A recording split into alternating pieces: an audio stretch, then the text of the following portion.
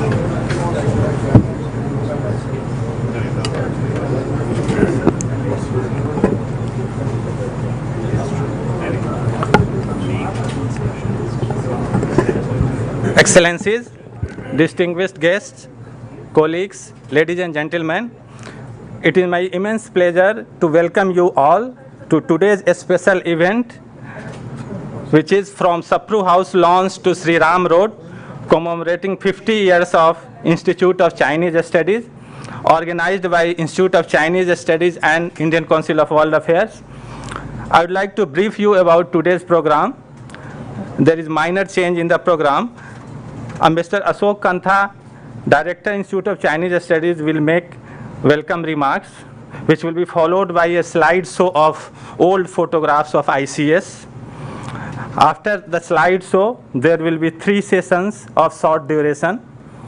The first session on ICS at 50, past and present, will be chaired by Dr. TCA Raghavan, Director General ICWA, Professor Ashis Nandy, Honorary Fellow CSDS, Ambassador Kishan Rana, Emeritus Fellow ICS, Professor Madhavan Palat, Professor of History, formerly with JNU, Professor Manoranjan Mohanty, Honorary Fellow ICS.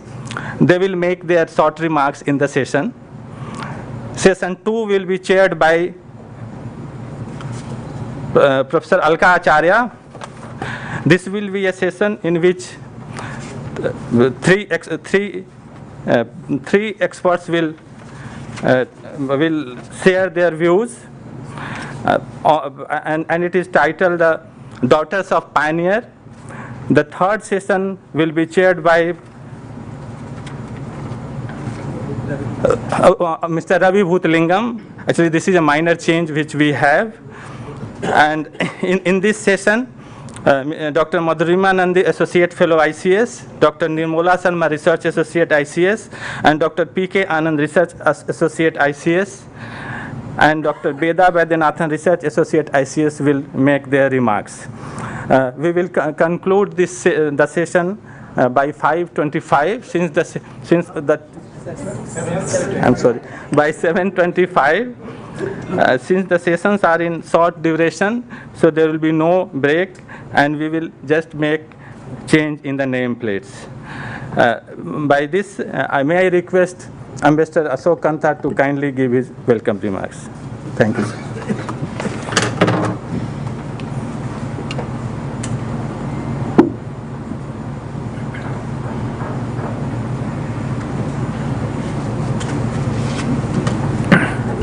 Thank you, Sanjeev, for introducing the program. Well, very good afternoon or good evening to all of you. It's good to have a full house to help us celebrate 50 years of the journey of Institute of Chinese Studies and its precursor, the China Study Group. It's really appropriate that we are organizing this function at Sapru House, because the ICS story started on the lawns of Sapru House way back in 1969, when a group of China scholars and experts started meeting on the lawns of this very, iconic building, and that's how CSG started, China Study Group started. And a couple of months ago, we were discussing with Ambassador Raghavan that how the journey of the Institute of Chinese Studies started at Sapru House, and he very kindly offered to co-host this function. So a very special thank you to Raghavan for co-hosting this event and this very special event. As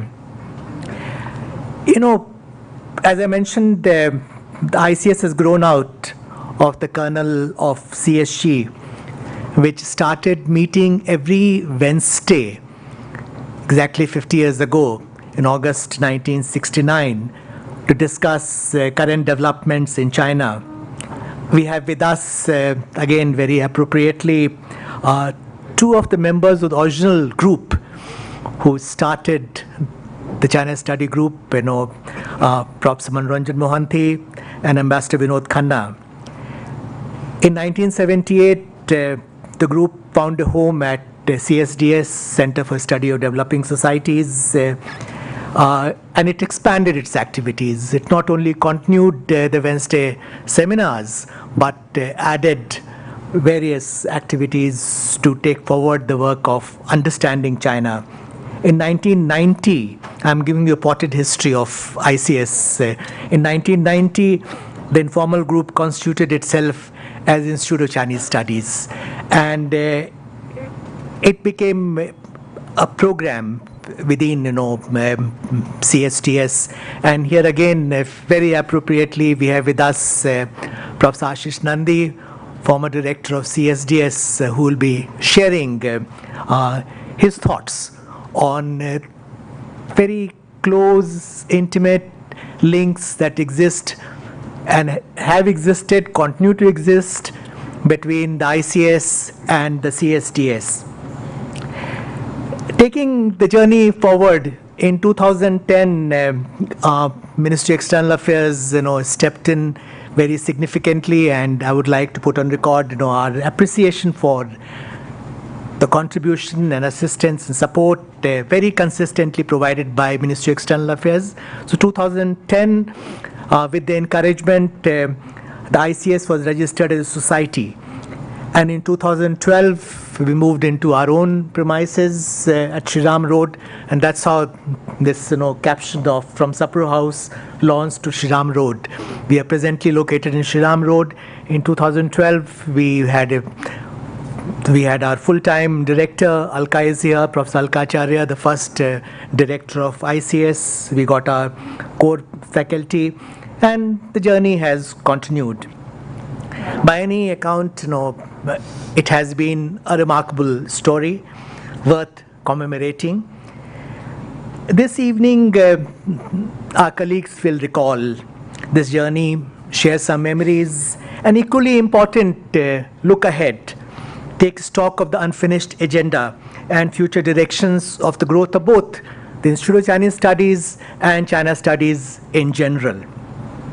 We can take, I'll claim, some legitimate pride in how the ICS has emerged as a vibrant research institute committed to promoting interdisciplinary research on China and the rest of East Asia, how it has shaped up as a meaningful platform to generate public discourse on various aspects of China and East Asia, how it has developed as an active forum which brings together China scholars from all over the country through All India Conference China Studies, India Forum on China at Goa, and series of other initiatives throughout the year, how it has made a mark as a catalyst to nurture China studies in India and contribute in a modest way to capacity building relating to China. I would especially like to mention that something which started way back in 1969, the tradition of Wednesday seminars, has continued uninterrupted for 50 years. Every Wednesday, with the exception of short break we take in June and December, early January, we have Wednesday seminars round the year. This tradition has been maintained. And another tradition which we again take a lot of satisfaction in is China Report. China Report this year is marking its 55th year, and it's the flagship journal, the only, if I may claim, peer-reviewed quarterly journal on China and East Asia coming out from India at present. And we cherish many international linkages and collaborations we have forged over the years. The story of the CSG, China Study Group, and ICS is also closely intertwined with the progress of China studies in India.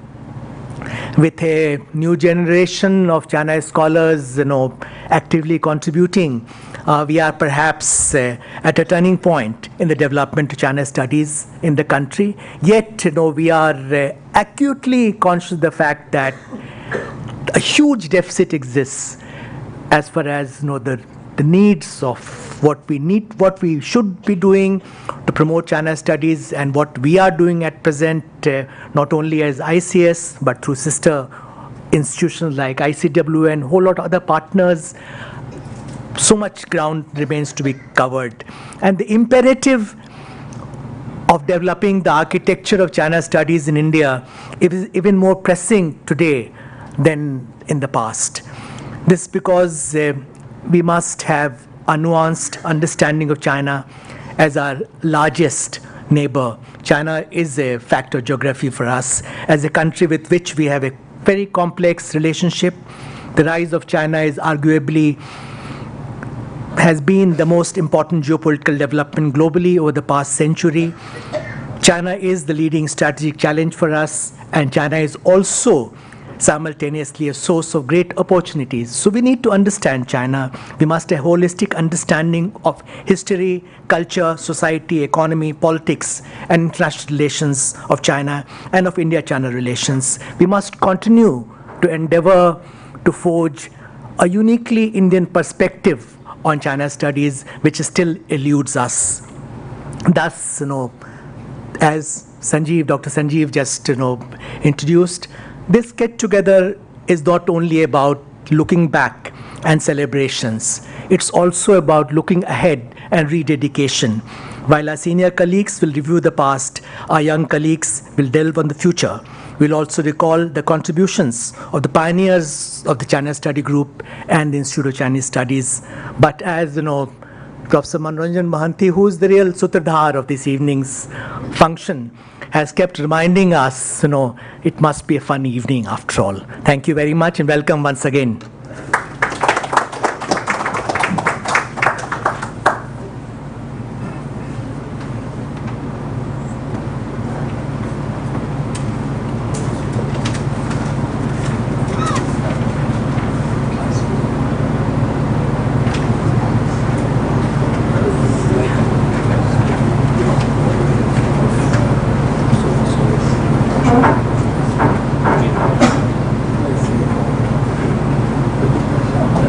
Just Prof. Mohanty, because this is a slideshow from past 50.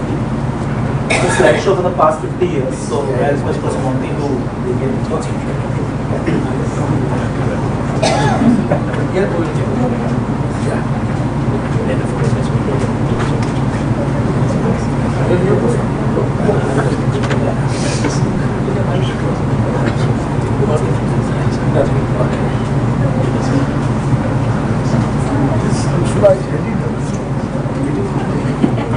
This was 1978, July, when Professor Kishan visited India as a guest of Delhi University, and this is arts faculty. And you'll recognize Artatran Naik sitting there, retired professor of Chinese from Santiniketan, and Gopal Joshi, yeah. This is Hong Kong Chinese language school at Hong Kong. Hong Kong Language School, 1963, which Ambassador Rana and Patricia Oberoi. Patricia, my neighbor. You can notice that.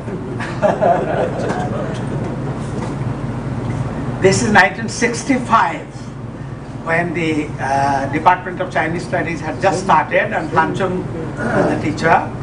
And yeah, next one, VP Dutt had joined by then as the head of the department. And Than Chung, then Thanwan, Sangasen Singh, Professor R.K. Dasgupta, Pro Vice Chancellor Professor B.N. Ganguly, next to VP Dutt. And Professor Hu Chang-tu, C.T. Hu, visiting professor in education. And Huang Yishu, the next. This is the same group again, but this time Harold Han, who later on set up the Himalayan Foundation, sitting next to VP Dutt. And Govind Kelkar there. This is 1967, Berkeley. VP Dutt was in the Indian delegation to UN, and he also came to Berkeley to give a talk. Well, the same group again, 78. Oh, Jaishankar today, he's amongst us. There he is. Carry on. This is Hong Kong, 1979. Well, this is a, Tan Chen Lin, Vice Chairman of NPC Standing Committee. They're me and the Odisha India-China Friendship Association President, poet Manmohan Mishra in Beijing. This is another very, yeah. Now we are in ICS.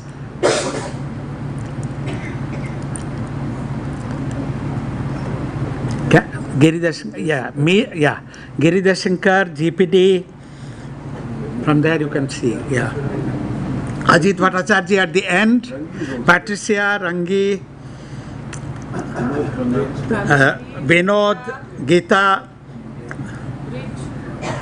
Bridge. And there is Alka at the bottom. That's right. This is Meera and Kalindi Deshpande, a great picture. Giri, Ajit Bhattacharya, Bridge, Tankha, Patricia. Is that Ranganathan? Yeah. And this is Patricia again, Tanchung, Meera, KP Gupta, Huang Yishu. This is in IIC after a seminar. PR Chari there, you could see. In Bhubaneswar, we had a ICS Utkal University joint seminar. After that, we went to Konark. That is Konark. This is Puri Beach. Vinod Khanna. And this was in Hyderabad.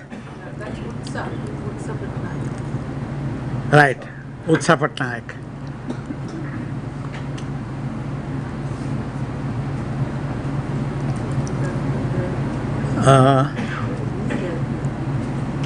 I think that was Sapru House, no?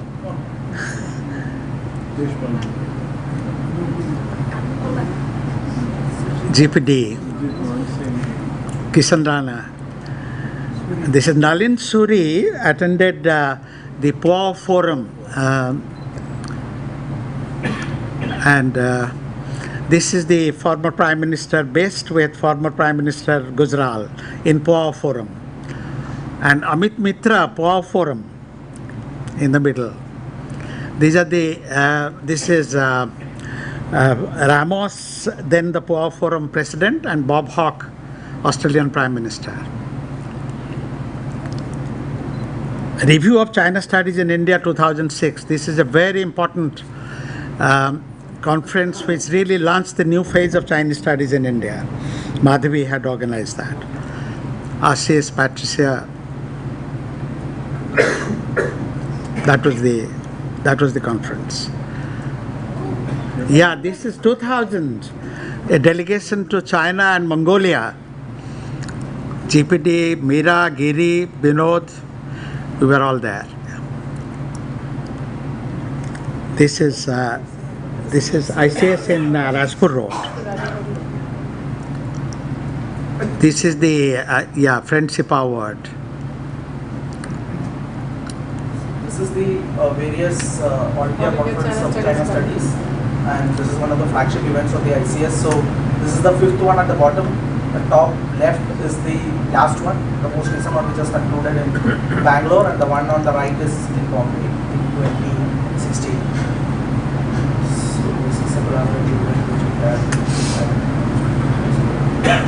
This is the India-China Think Tank Forum, which we had in 2016, the first think tank forum which ICS and ICWA had collaborated and hosted. This was one of the events which involved China scholars Indian scholars working on China in China. So this is event which was held at the former Assistant Development Fellow Dr. Javan Jacob and Dr. This is one of the events which we had conducted in 2015-16. This was the China Symposium in association with the Ashok Center.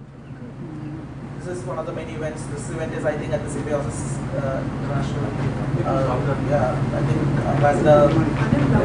Speak to the mic. Rana was involved in this. So, as you see, Professor Acharya, Mr. Buddhalingam. This is one of the events which involves students, and this is one of the scholar in residence and programs which we have linkages with universities and institutions to promote China studies. This is a Wednesday seminar. This is at the new location. This is at Sri Ram Road. So this is a conference which we had on tuberculosis control. The health vertical is something which we have as a solid program at the Institute of Chinese Studies. Dr. Nandy and Professor Ramabaru and Dr. Madhavan Nandy, you can see there in the pictures. This was in 2016. This was another immersion program we held with the United Board of Christian Higher Education in Asia.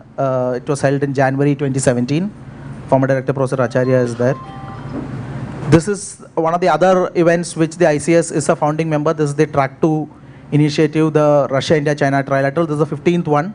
We are now about to have the 17th one in Beijing in September. Another one of the initiatives of the institute, again one of the founding members. This is the BCIM Economic Corridor. The BCIM project, actually ICS was the nodal institution. So this is the joint study group meeting in 2017. Another flagship event of the ICS, the Giridhar Shankar Memorial Lecture. This was in 2017. David Schambog had done that. This usually happens between February and March. This is the release of Professor Mohanty's book, China's Transformation. This happened in 2018, January. Again, one of the special seminars and collaborative events we had. This is another thing which we started in 2017, the ICS conversations. We have had about 3 to 4 conversations as of now. This is one of them in 2018. The VP Dutt Memorial Lecture, which the ICS hosted this year. Professor Pasenjit Dwara, who was then Kotari Chair at the CSDS, he spoke on this event. This is an event which we started out of the collaborations with the Harvard Enching Institute. We have had the Harvard Enching Institute ICS fellowship program, which we started in 2014. So after the program, now we have started an event in 2018 where all the Harvard Enching fellows go to different universities. So the first one was in Doon University. It happened in 2018. This one is the second one in 2019. Again, to take China studies to different parts of the country and also explain and also get more people into the fellowship in the future. This is one of the signature events which we started in 2018, the India Forum on China. This is held in collaboration with the Konrad Adenauer Stiftung. This is the second edition which was held in Goa in 2018. The third edition happens this December, again in Goa. This is the book we brought out on the Party Congress. So this was a host of scholars and people associated with ICS and also otherwise contributing to different aspects of China with regard to the Party Congress. So this was released in February 2019. This is an event on Africa which was held by ICS, and Dr. Veda Vaidyanathan is the African expert in our institution. So this is something resulting out of a field work she did and a monograph which is going to come out. So this was a roundtable event which happened this April. Another initiative, again, a lot of collaborations which we have. This is with the Manipal Academy of Higher Education on India-China relations. The Meishan dialogues follow up. This was in March 2019. We'll have the next one in China. This is different delegation visits which keep coming to the ICS. This is the latest one, which was one in 2019. And this was the workshop which we conducted with PhD students who are just about entering the PhDs or interested in PhDs on working on methods, research methods in China studies. This was held in collaboration with the Shivnadar University. This is one of the recent events which the director and Mr. Bhuthalingam were part of in China. Again, another delegations. Yeah, so that's it. Thanks.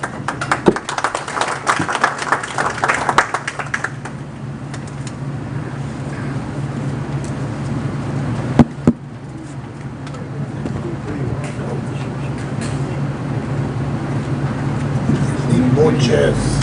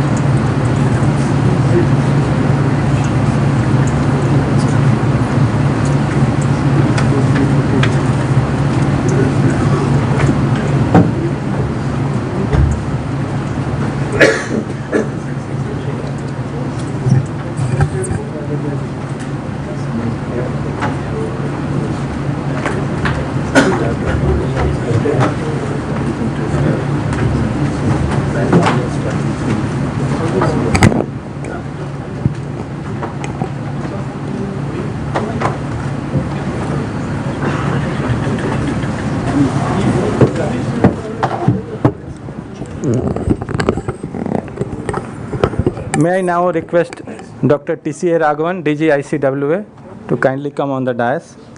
May I also now request Professor Ashis Nandy, Ambassador Kishan Rana, Professor Madhavan Palat, and Professor Manoranjan Mohanty to kindly come on the dais.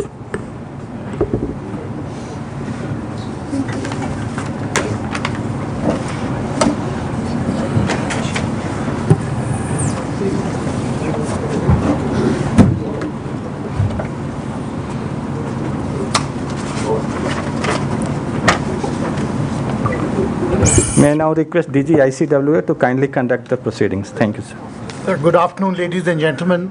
Very warm welcome to the ICWA and to Sapru House for this very important commemorative event on 50 years of the Institute of Chinese Studies.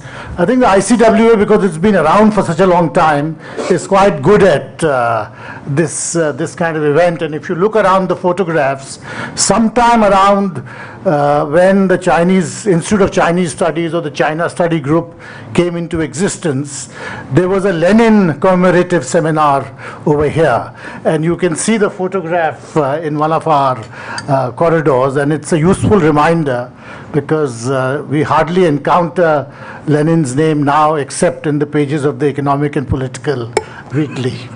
I'm, of course, somewhat intimidated having to chair this session, so I will confine myself only to welcoming all of you. I'm intimidated in part because I'm somewhat of a minority in a room full of China experts, but also with the speakers we have with us on this panel, Professor Ashis Nandy, very well known. All of us have grown up reading his many books and essays. Ambassador Kishan Rana, in many ways a legend in the Ministry of External Affairs and a great guide to all of us who have been his subordinates in the Ministry of External Affairs in the past. Professor Madhavan Palat, who taught me in the Center for Historical Studies, again many years ago, but still his lectures remain very vivid to all of those who have had the opportunity of sitting in any of his classes. And finally, Professor Manoranjan Mohanty, who we already heard, and really the Sutradhar, as Ashok Khan said earlier today for this evening. So may I very quickly, since we have many speakers and there are 2 more sessions to follow, begin by asking Professor Ashis Nandy to talk about the Institute of Chinese Studies at 50 and its past. I shall be very brief because I do not really have much to say. Is it okay? Can you hear me? Such occasions are increasingly becoming for me a matter of torture. Frankly, I feel whenever I am in a meeting like this that I am walking into a mortuary because the Institute of Chinese Studies that I knew has only 2 survivors here, as somebody has pointed out already. The rest are dead. But it is also a fact that whenever I come to a situation like this, some of the names and some of the people haunt me. Because China study, particularly in this institute, was a labor of love for those who started it. An enormous effort, enormous degrees of self-sacrifice went into it. C.R.M. Rao, the editor whom I saw for many years working on China Report, used to edit each and every paper submitted to the journal from beginning to end, and the selected ones also he would personally edit them. Sometimes he would take the help of Giridhar, but otherwise he will do it himself. And that was a back-breaking job. After C.R.M. Rao came MP Sinha, and he probably worked for something like 7-8 years, maybe a little bit more. And he was even more of an obsessive-compulsive character. He not only edited each of the essays submitted or selected for publication, he would give the authors 3 or 4 options in each changes he would make. So the author doesn't feel that he has missed out on some technicality. So he would say something like, in case you have this meaning in mind, you can use the first option. No, it's a back-breaking thing. And he would do this year in, year out, month in, month out, day in, day out. It was a fantastic achievement. I've never met an editor like this in my life. There were others also. And they were, by the way, I must say, point out this, that one of the reasons for the success of ICS as an institution was this, that it quickly acquired a personality. Because usually institutions in India derive their character from the founder. And after the founder's demise or retirement, gradually they become more chaotic, scattered, and lose their personality. They still remain good institution with often very competent scholars, but they don't have an identifiable character. As one of the few persons who have seen this institution from its very beginning, I will suggest you something which I am sure will not sound very fashionable or acceptable. I think the strength of the ICS was this, that it gave each of the intellectuals involved in it complete freedom to look at China the way he or she wanted. There was never any overemphasis on the pragmatics of research or pragmatics of knowledge on China. It was not instrumental rationality which guided their study of China. It was critical rationality, and therefore Institute of Chinese Studies also was a almost, you can call it, debating society amongst themselves, which was one of his strengths, that before others read it, what they write or wrote, what they wrote, they will get the feedback from their colleagues. The internal debate, none of them agreed with anybody else. Yeah. And I like that atmosphere. I like that atmosphere, and it blended perfectly with CSDS. There was an implicit awareness. I am saying implicit because many of them will not probably say that this was not in our agenda.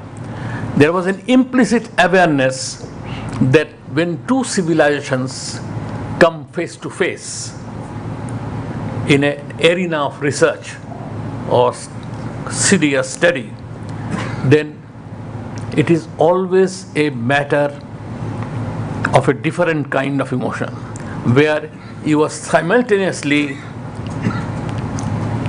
that other civilization, that other, so to speak, becomes, that specific other becomes a source of temptation as well as source of seduction. Or particularly if there are adjacent civilizations, and particularly given that these were two functioning civilizations which had history of 3,000 years, both of them. This mix of seduction and, if I may say so, temptation, this mix of fear of being flooded by it or overwhelmed by it, and also the feeling that it might be doing something better than us in some ways and something of it can be learned from them, is, I think, a normal and natural process of interaction between civilizations. Civilizations never learn from each other, and like human beings, never learn from the experiences of others.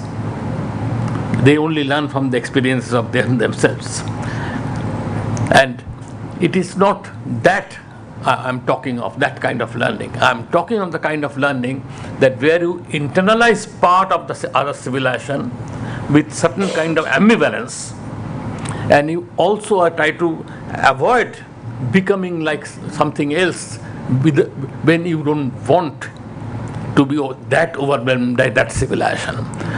This is the case with not only the relationship between China and India, it is more dramatically evident in the case of China and Japan. It is more, I would say, elegantly available in the case of India and the Persian civilization. Many people do not know that Persian was the predominant language in India for something like 700 years. And even that idol of Hindu nationalism, Shivaji, his official language was Persian. Nobody mentions that. It's not fashionable to mention that. So there is this part of the story. There is this part of the story, and this group of scholars were implicitly aware of this, because they did not look only at applied knowledge, did not emphasize on strategic studies. They were not useful in the conventional sense to either the Indian state or to the many of the young students who wanted to learn Chinese because it widens your business choices. So people knowing Chinese are at a premium today. So that is a way of looking at institutions and research areas which I think we are increasingly losing. Because knowledge is not that easily, cannot that easily coexist with instrumentality. Somewhere there should be some passion that you cannot get from other ways of doing the same thing. That passion defines how good work is produced. And I do hope Institute of China Studies, Institute of Chinese Studies will not lose that particular strand in its tradition and will somehow or other sustain it even in its future work. Thank you very much. Thank you very much, sir. Ambassador Rana. Thank you very much, Ambassador Raghavan. Friends, in the days when I was active on China affairs in the ministry, first as a student in Hong Kong and then working in Delhi in two time periods, 65, 67 and 70, 72, I must confess that unlike my good friend Vinod Khanna, I did not have any real connection with the institute. But what strikes me from what Professor Nandy has put so elegantly is that here is an institution whose history, whose metamorphosis, the stages it has traversed, needs some kind of examination, if only to see how a think tank, autonomous, hugely underfunded, desperately poor, lacking all kinds of material resources, comes into being. And how it managed way back in the late 60s and early 70s to launch a periodic, a journal of academic quality that remains still a kind of landmark in India, namely China Report. So lacking this personal historical perspective, I will take the easier option and try and look a little bit to the future in terms of what needs to be done. My first thought is that, and this doesn't really relate just to the Institute or even to China studies, we are really unique among countries that a young person can study an area. It may be Arab affairs, it may be Japanese affairs, Russian affairs, or Chinese affairs without learning the language. I mean, this is an aberration that should not exist, but it continues to exist. There are people who have done PhDs in India without having learnt the root language of that particular region or area or country that they have studied. This desperately needs to change. And even while it doesn't change, because education reform in India is something that we talk about all the time and implement almost never, young people, students, should on their own make it a point that even if it is not a requirement, that they master the language. That's my first point. I have a second point, which is that China studies and this institute in the 15, 18 years that I've been fairly closely associated with it, has struggled to bring into its ambit of scholarship, its ambit of contacts, its ambit of scholarly linkages, people who are not experts on China. That is to say, economists, historians, environmental scientists, economists in particular, social scientists, who have their root knowledge, their core scholarship in their particular discipline, and to expose them to a China relationship and to China studies. This has met only with limited success, and it's not really a challenge just for this institute. It is again part of a wider challenge of scholarship in India. And that brings me to my third and final point, which is that we grossly underfund all kinds of studies, all kinds of scholarship, and all kinds of research. There are a few fortunate institutes that have sizable resources, and that's wonderful. But most institutions, including this particular institute, have constantly struggled literally to survive. That again is a kind of semi-private history that people shouldn't really bandy about, but it deserves examination only from the perspective that scholarship cannot move forward in India, be it in relation to China or Japan or Russia or Latin America or any other, Africa, any other part of the world, without resources. There are a few business houses that have taken a larger enlightened view and have supported institutions. The ICS has benefited enormously from support from Tata Trusts and from several other business houses that have come forward when the institute was faced desperate times, virtually had to think maybe even of closure because its back was really to the wall. There must be some better way in which we as a country help, consider, support such entities.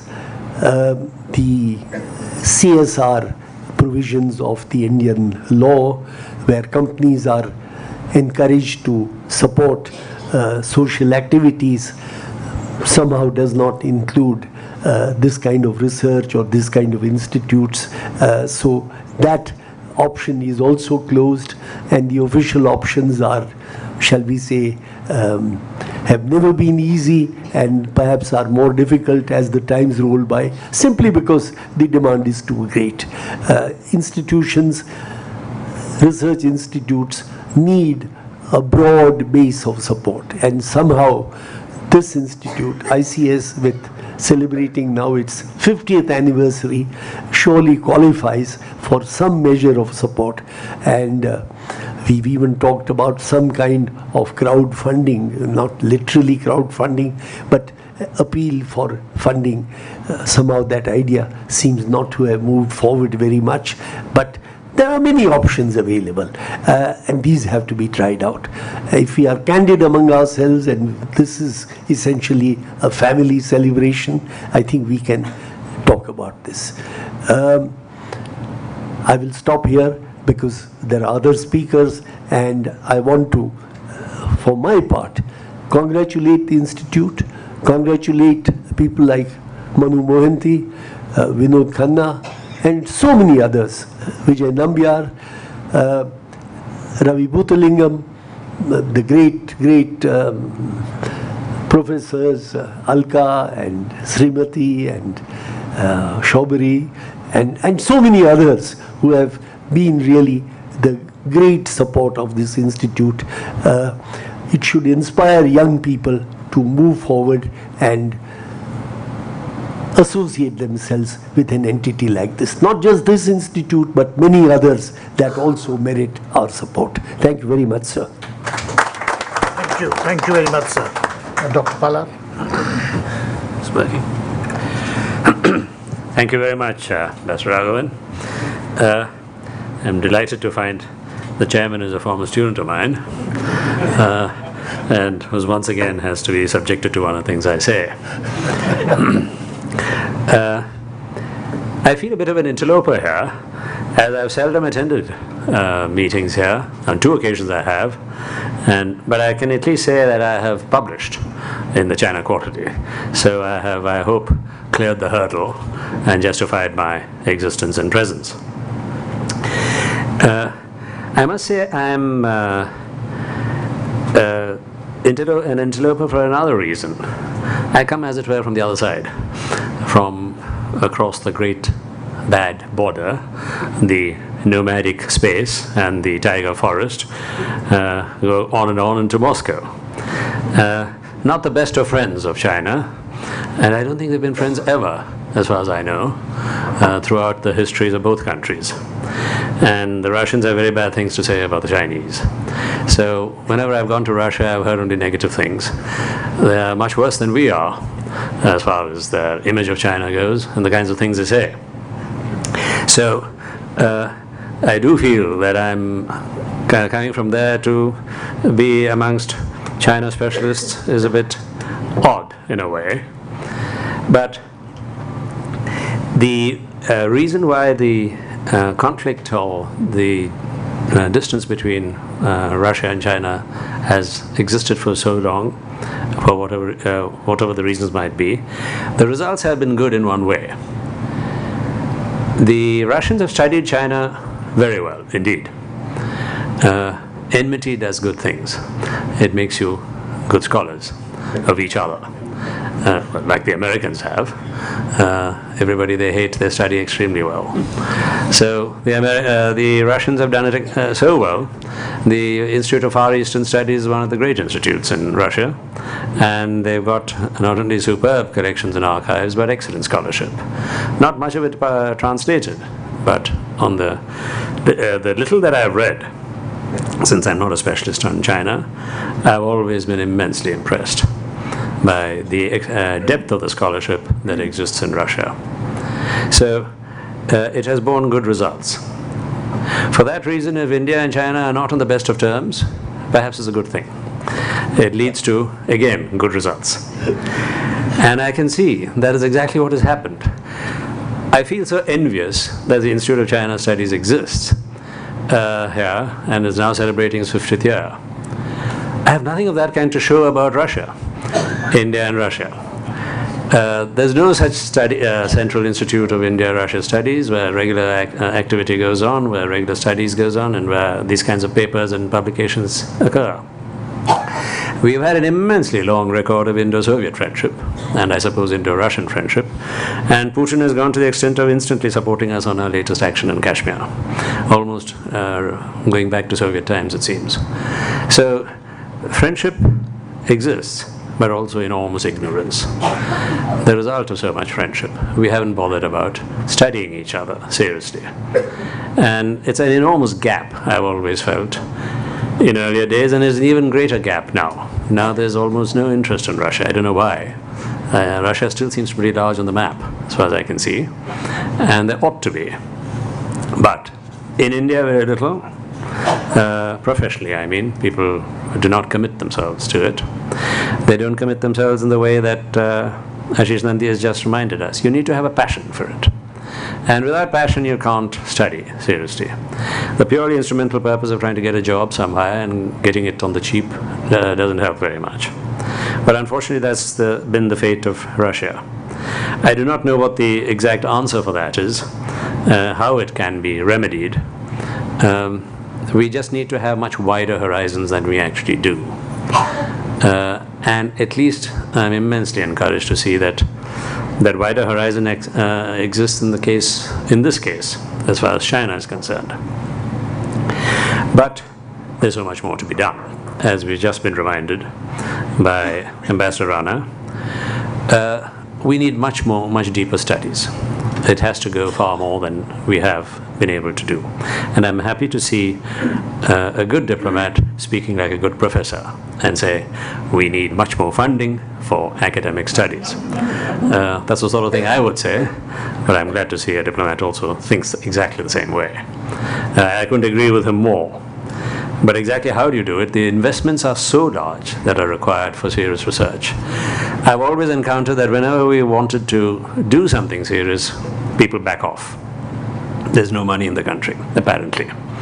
Apparently, I say, because there seems to be money for a whole lot of other things, but not when it comes to serious study. And you can't get it on the cheap. That's quite simple. You have to learn the language. And after learning the language, you have to be able to use the language. Minimally, there has to be some books around and libraries to be able to use it. It's not enough to learn the language. You're not a tourist guide. You're meant to be something much more. And as Ambassador Raghavan will tell you, learning the language is an enormous problem. I used to have a problem with teaching my students the most elementary names of the Russian personalities and places. They had to get their tongues around names like Pobedonostsov, an important character in the 19th century, but not very easy to pronounce. He was a difficult man, and his name was difficult also. So you have these things all the time cropping up. And with China, Central Asia, and Russia, the problem is names kept changing.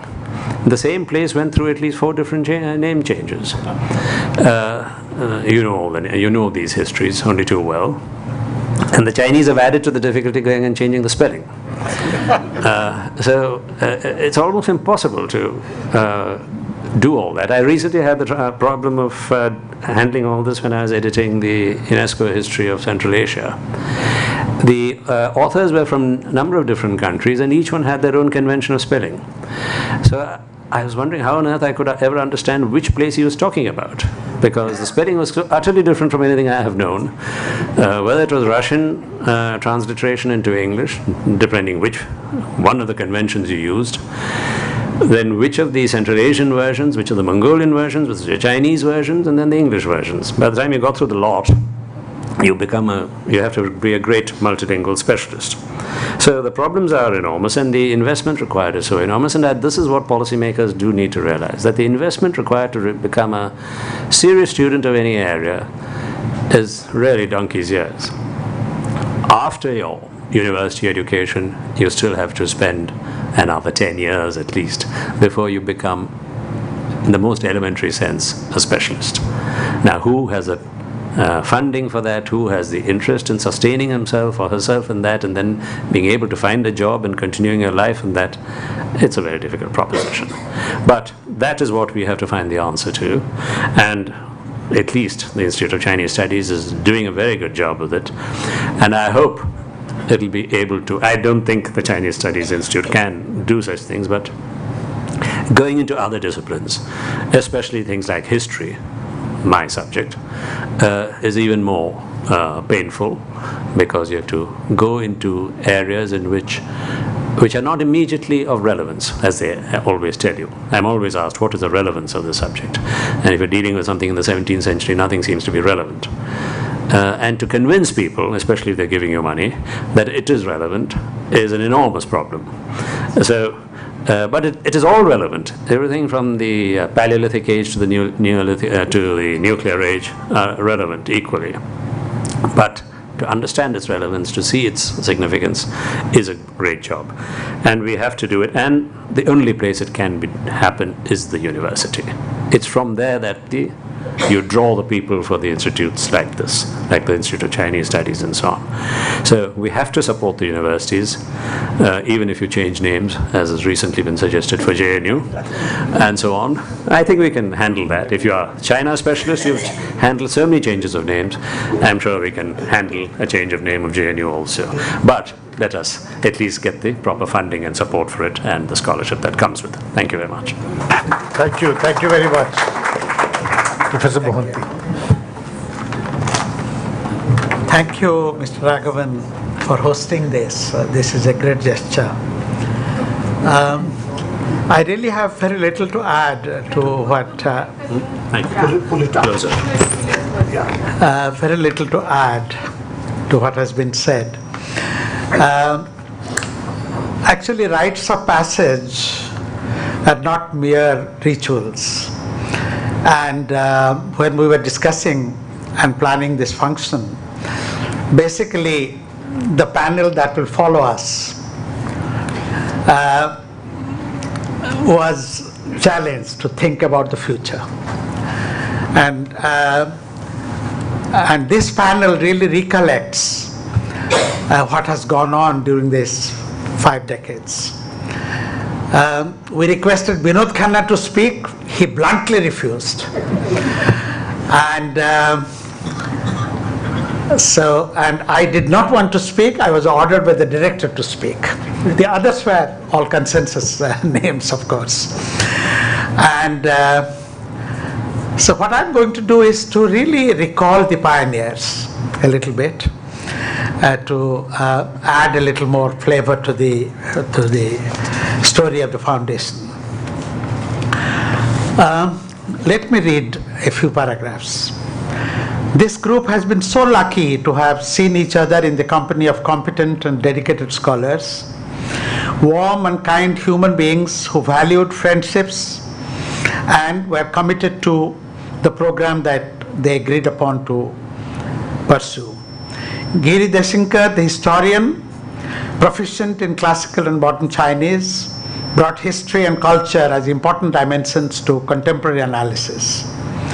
A connoisseur of classical music, a most disciplined intellectual worker who would arrive at the office at 9 o'clock and leave at 6, or even later, actually later, who shaped our discourse on peace and security studies. That's why Rajni Kothari teamed up with him and launched this famous program, Global Transformation and Peace, at CSDS. He was a unique pole that attracted all of us. Mirasenla Bhattacharya, the diplomat turned famous professor, was not only civility and warmth incarnate, and we always say how Mira would have designed it. In fact, when we were planning this function, we were discussing how Mira would have curated it, and was the storehouse of knowledge on India-China relations. Details on our fingertips. Was also the most argumentative amongst us, constantly provoked by Giri and GPD. Binod and I less, I think, but Giri and GPD used to provoke her, and it was most illuminating for all of us.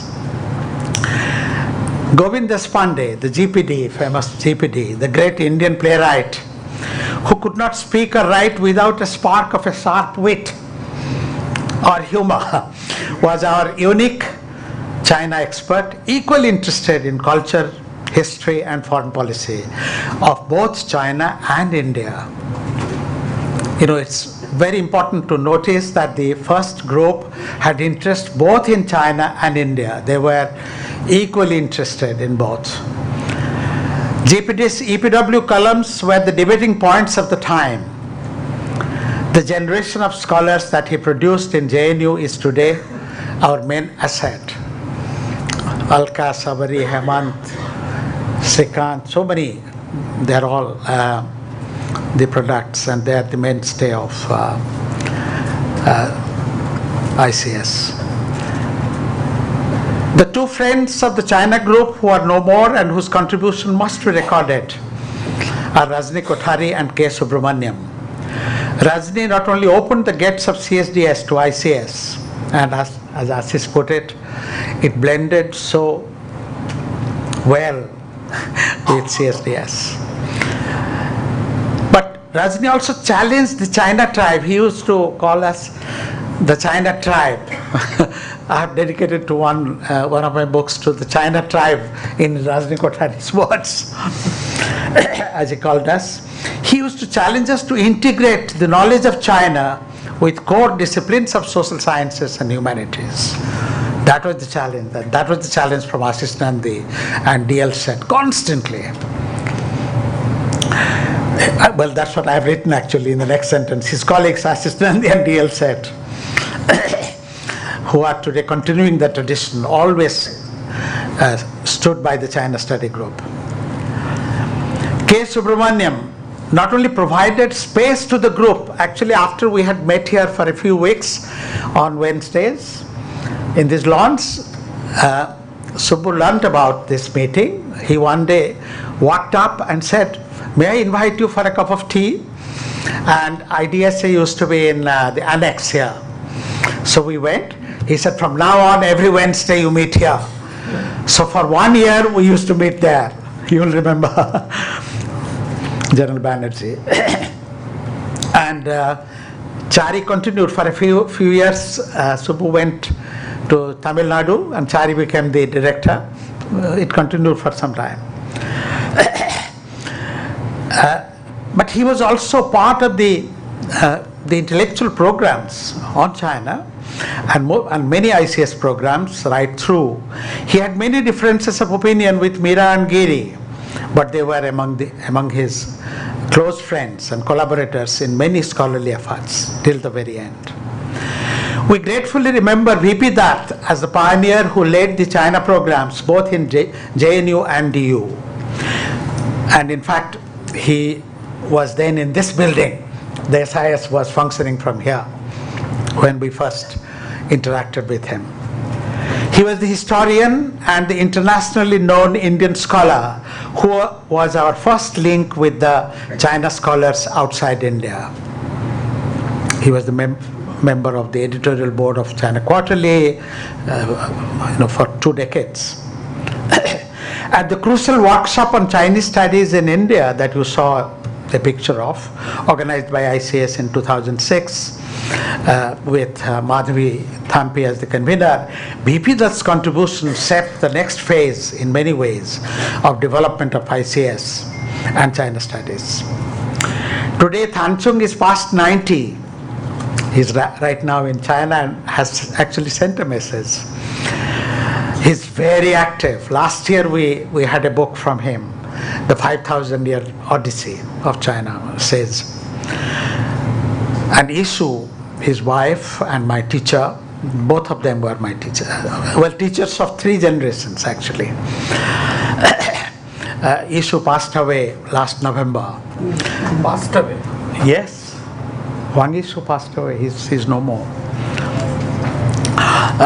Thanchung and Isu trained 3 generations of students in Chinese. Isu's teaching method and her personal care for students and colleagues, not to speak of the grand Chinese meals that she would cook and serve to the China group, has left a deep mark in the minds of China scholars and the China study community. Thanchung, the eminent historian and cultural studies expert, led important programs on comparative India-China cultural and civilizational studies and produced many books after his retirement. His 2 books on Opium War, The Brave New World, and another one on the same theme. But at IGNCA he produced his many famous books and thereafter.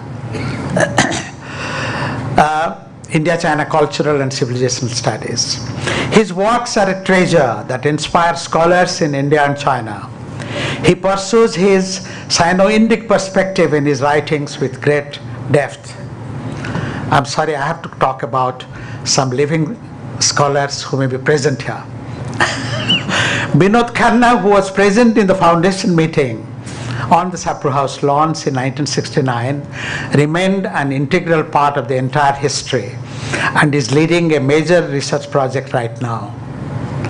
As director of ICS, as the first director of ICS, he put in place the initial structure that Meera Sinha Bhattacharya, who followed him, developed in full measure.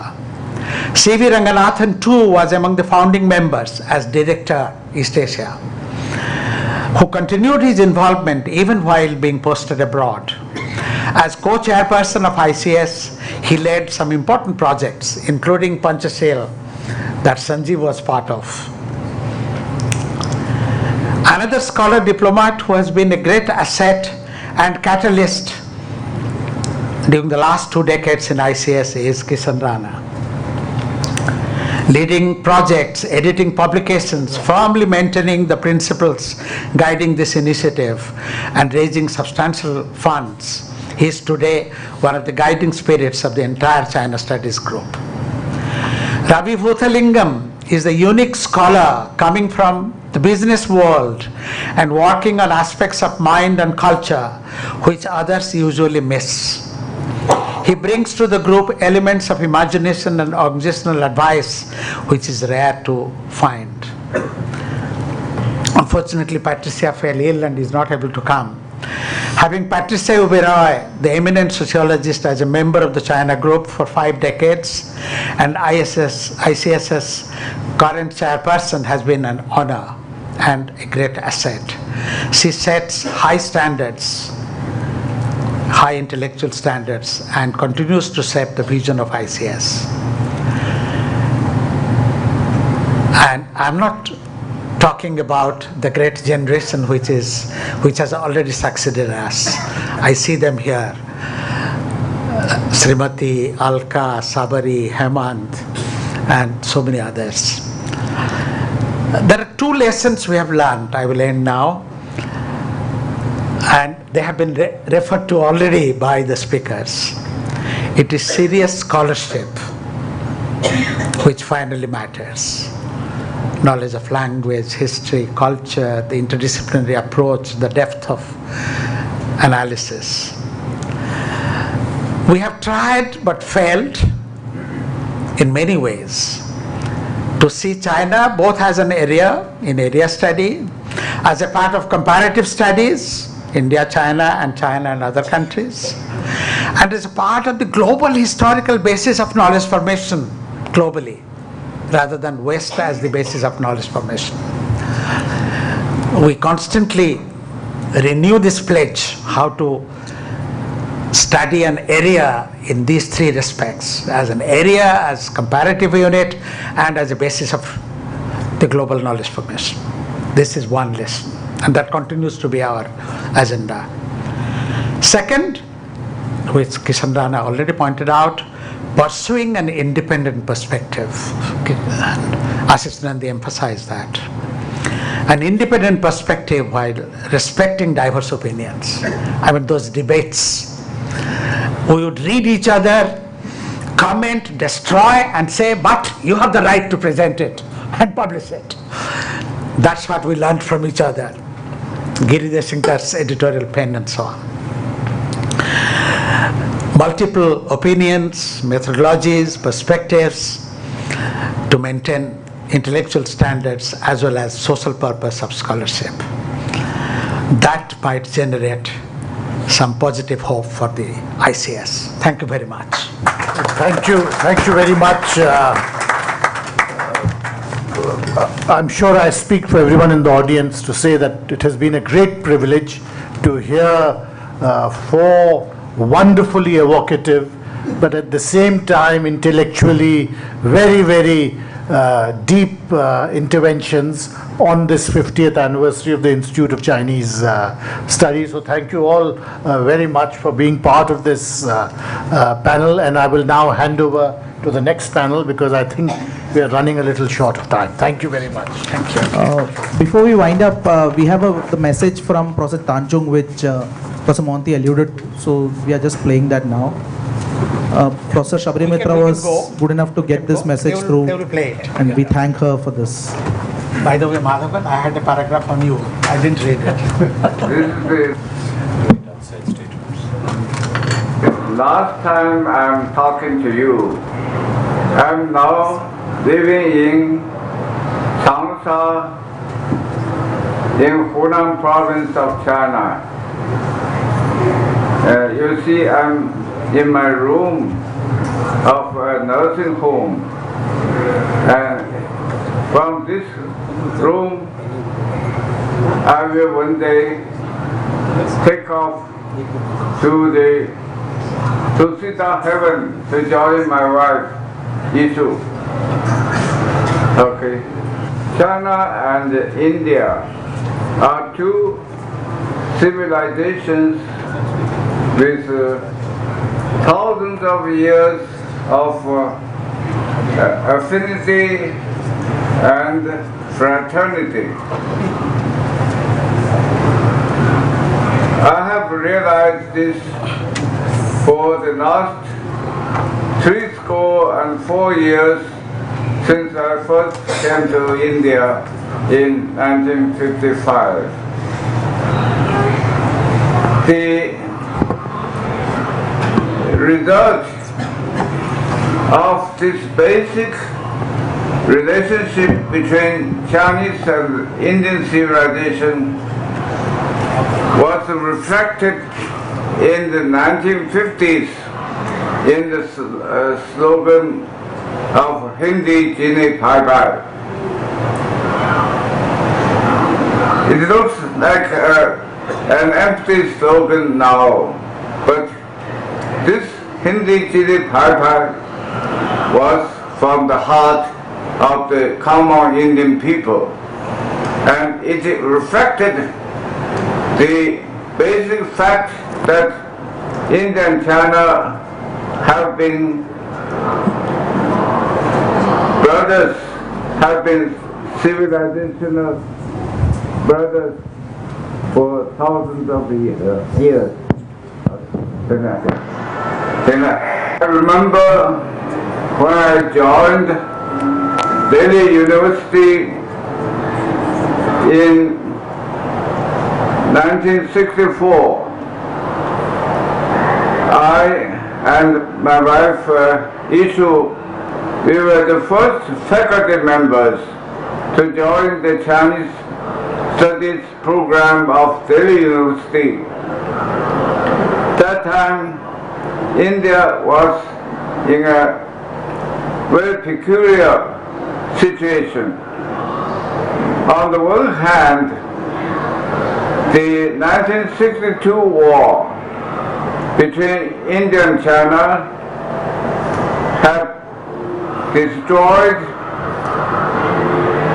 much of the friendly sentiments between the two peoples. But the 1962 war made the parliament passing a resolution declaring every Chinese in India as security risk. When I and my wife joined Delhi University, we were,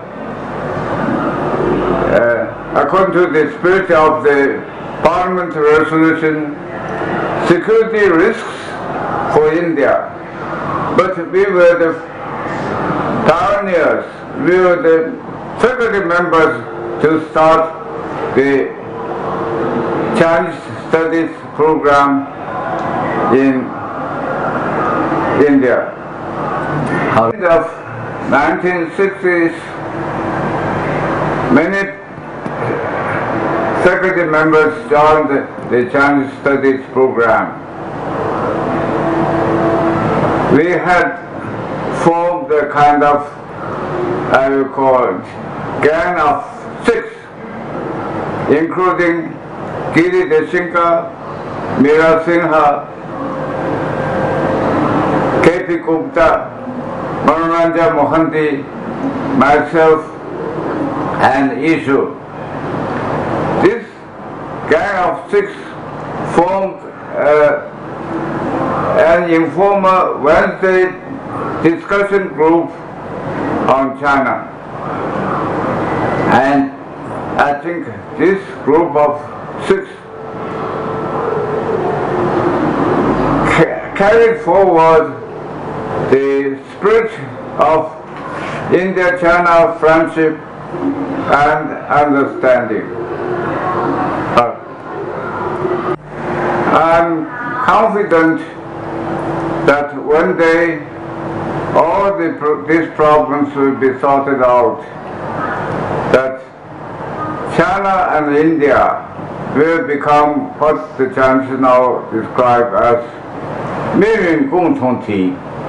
That means China, India, Commonwealth of shared destiny. China and India will become Hindi, Jini, Pai Pai once again. I wish you all good health and happy life. Goodbye.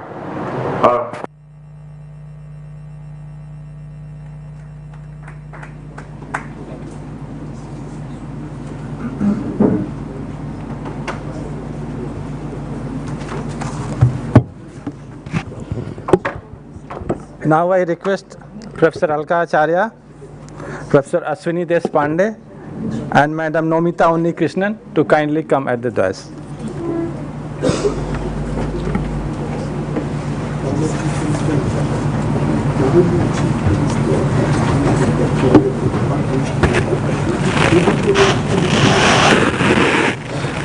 May I now request Professor Alka Acharya to kindly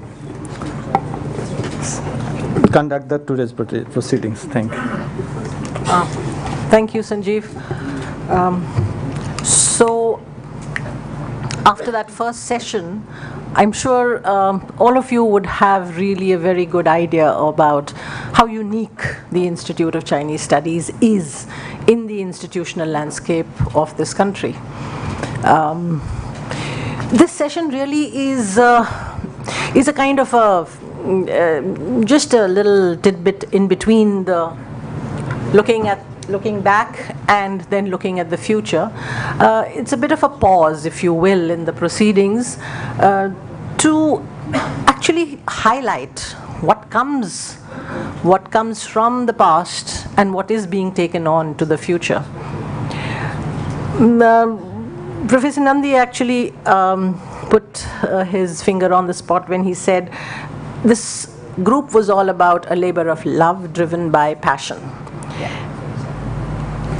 Brought different strengths and yet had an identity.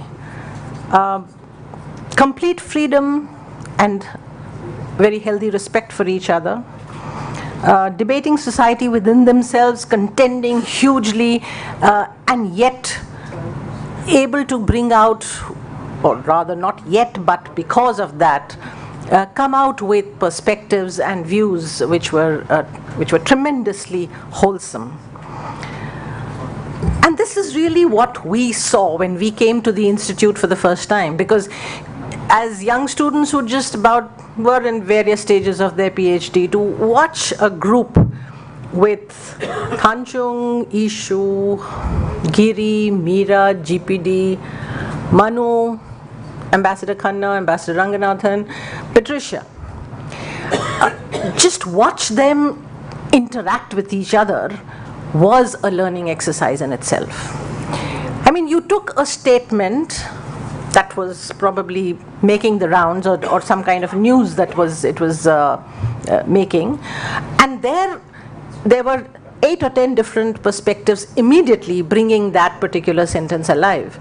Meera would begin to give you, put that whole, let's say it was a statement from some leader, she would put it into the context, the international background and the backdrop. Giri would come out with instances in history when this similar kind of statements had been made. GPD would come up with his own incisive analysis about the many meanings of that particular word itself.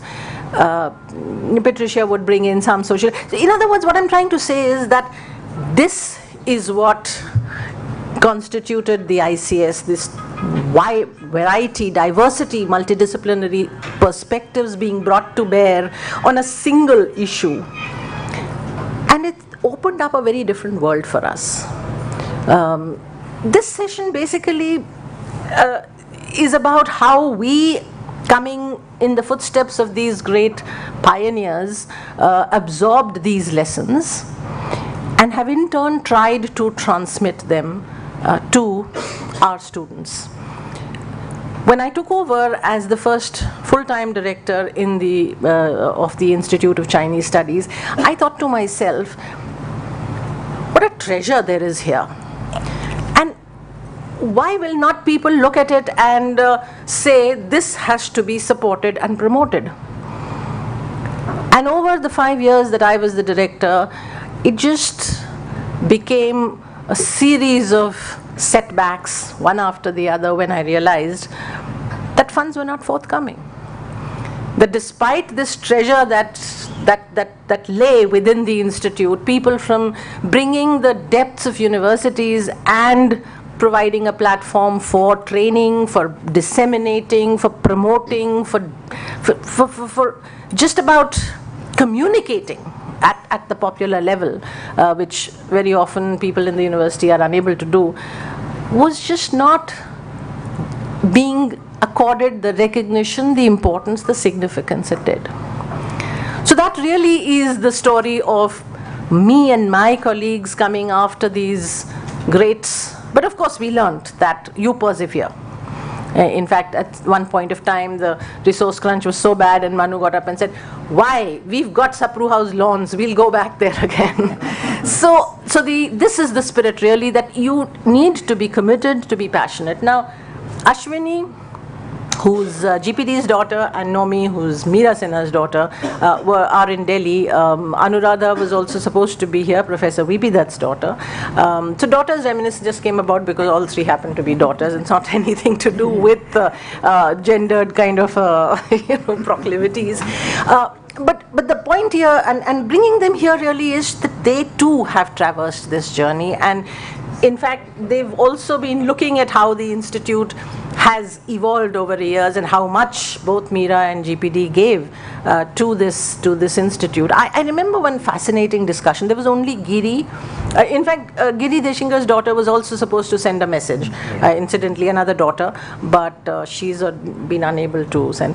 But there was Giri, Meera and GPD who were sitting and talking, and some kind of argument was going on. I came in a bit later. The argument was like, and Meera turns to GPD and says, "But I don't understand you. What is your ideology?" So he says, "It's a good question to be asking me after so many years. No, are you a Marxist?" He said, "Well, yes, and more." I said, "What more?" So he says, "Well, I like to think of myself as a radical, eclectic philosopher." And so she got very upset, and she said, "Talk straight." GPD talk straight. Then of course Giri came in with his usual, kind of soothing effect, and then she got very wild with him because she said, "Oh, you Marathis are ganging up." But what I'm trying to say is that here was something that went beyond. This respect. Fundamentally, they differed. They probably, as has been pointed out, bitterly fought. And yet at the end of the day, there was this respect for each other's work. And this is what I keep telling the future generations. Do not belittle somebody's work because it does not agree with your views. Do not scorn other people's work because somehow it makes you think that you're superior. I think this ability to respect what the other person is doing and has to say and contend with it at that level is something that this institute is known for, and I hope we shall continue. So maybe we can start with you, Nomi, because... So thank you very much for inviting us on this wonderful occasion. And the title of this session, which is Tributes by Daughters of Pioneers, is not only interesting, and it's also interesting that we are all daughters.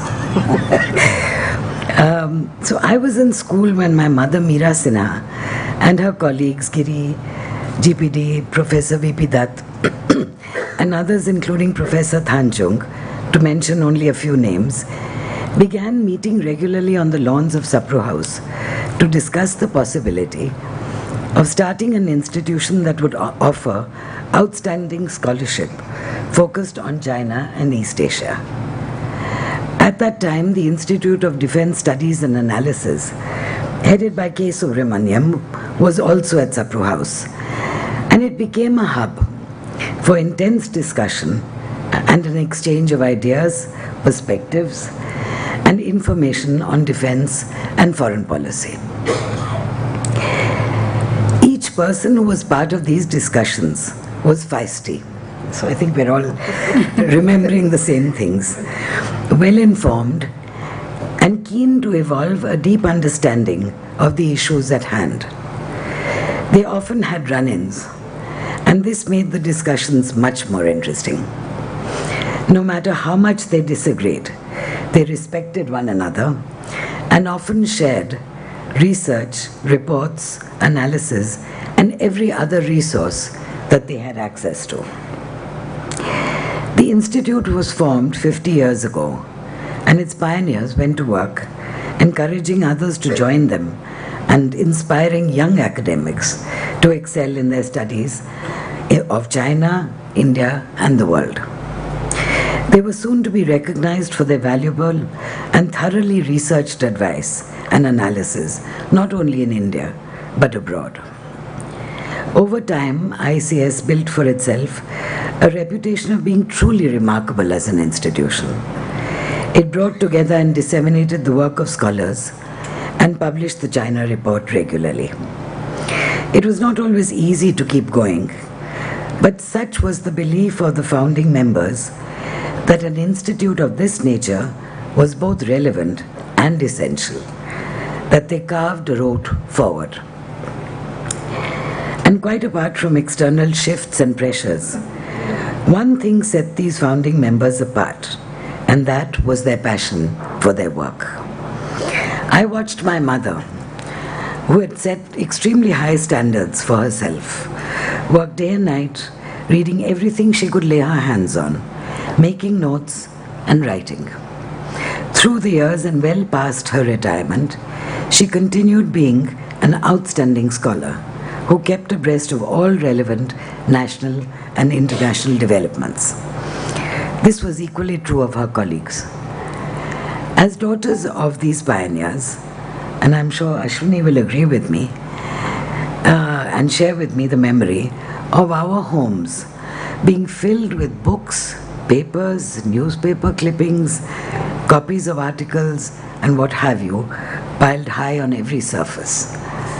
Amongst other things, I recall my mother's admiration for various delegations from China, who, she said, always came to the table having done their homework. Our side, she said, needed to be equally diligent. Today I pay tribute to these pioneers, and I also pay tribute to the generations of academics who have carried this legacy forward and who continue to shape ICS.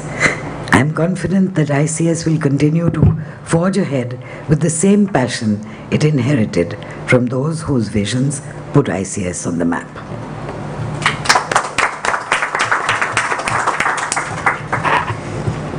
Thank you very much for inviting me and for thinking of this panel. Actually, it's very unusual, and so whoever's idea it was, bravo. And you know, the daughters of the pioneers, it's a coincidence that we are all daughters, but in this day and age it's good that we reverse the gender composition of the previous panel. So actually it's a good idea to have a daughters only panel here. So again, that's great.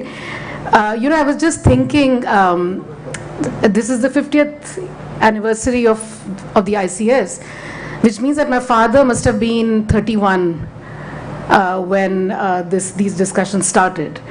And when I think of you know, myself at 31 or 31-year-olds who have been my students, it seems impossible, and Professor Mohanty must have been even younger. So it seems just impossible that a group so young, you know, had the vision to start meetings, start discussions, and then create this institution which is, you know, in its 50th year and looking to travel a much wider distance. And I don't know whether they were aware that they were creating history, or probably not, because all of them, you know, as you've heard repeatedly, and this is absolutely no exaggeration, they were all of them very down to earth, very simple, gentle, nice people, basically, in a world where we find today, you know, I'm an academic, several of us sitting here are academics, and we find, you know, egos clashing, ideologies clashing, etc. In that atmosphere, when you think of these individuals and their friendships that went at least 50 years, if not longer, it's absolutely remarkable. And as these young, you know, between 25 to 30-year-olds, they had I don't think they had a vision of, oh, here we are meeting in Sapru House, creating history, you know, that's going to last. So it's absolutely, it just struck me today, in fact, just now as I was listening to it, how young these people must have been. And obviously growing up, as Nomi said, you know, they were also socially very friendly with each other. So these dinner parties at each other's homes, and you know, certainly you saw some pictures of the dinner party at our home in JNU, and those were a very common occurrence. So there were these formal dinner parties where everybody and their spouses would come over, my mother would cook delicious meals, but there were also just addas of people dropping in, you know, of Harmala Gupta, who was my father's first PhD student, who for personal reasons left the world of academics but has, you know, made a name for herself in another field. then Alka, Shobari, Hemant, all of these people who were my father's students actually ended up becoming family members. And people would just drop in at any time of day or night to discuss work, to discuss politics, to discuss personal lives. And so our personal lives became intertwined in a way that I doubt if it happens anymore, you know. You really don't have that atmosphere. I mean, being on JNU campus definitely helped, but it was more than that. It wasn't just the JNU campus. It was just something about all of these individuals. I remember when my father actually passed away, I sent a message to Alka and said, let everybody know. Within, I think, 1 or 2 minutes, I got a message from Professor Mohanty, one of the first messages that I received. I mean, you know, it was just something, the connection was really, really deep. And I think that's, for me, at the personal level, a lesson that we should learn and cherish and take forward to the extent that we can. One of the, I guess, slight regrets, and I'm not sure if I should be raising it today, one of the slight regrets that I have is that whether in the realm of the ICS or JNU or any other institutional setup, I would have liked, and I still would like, some kind of a memorial, either a regular occasion or a book or some event in my father's memory. And Professor Mohanty and I have talked about it repeatedly. In fact, as soon as we've talked about it for the first time when my father just passed away, you know, true to style, Professor Mohanty just donated a large amount of money in saying, here's my founding contribution and let's do something for GPD.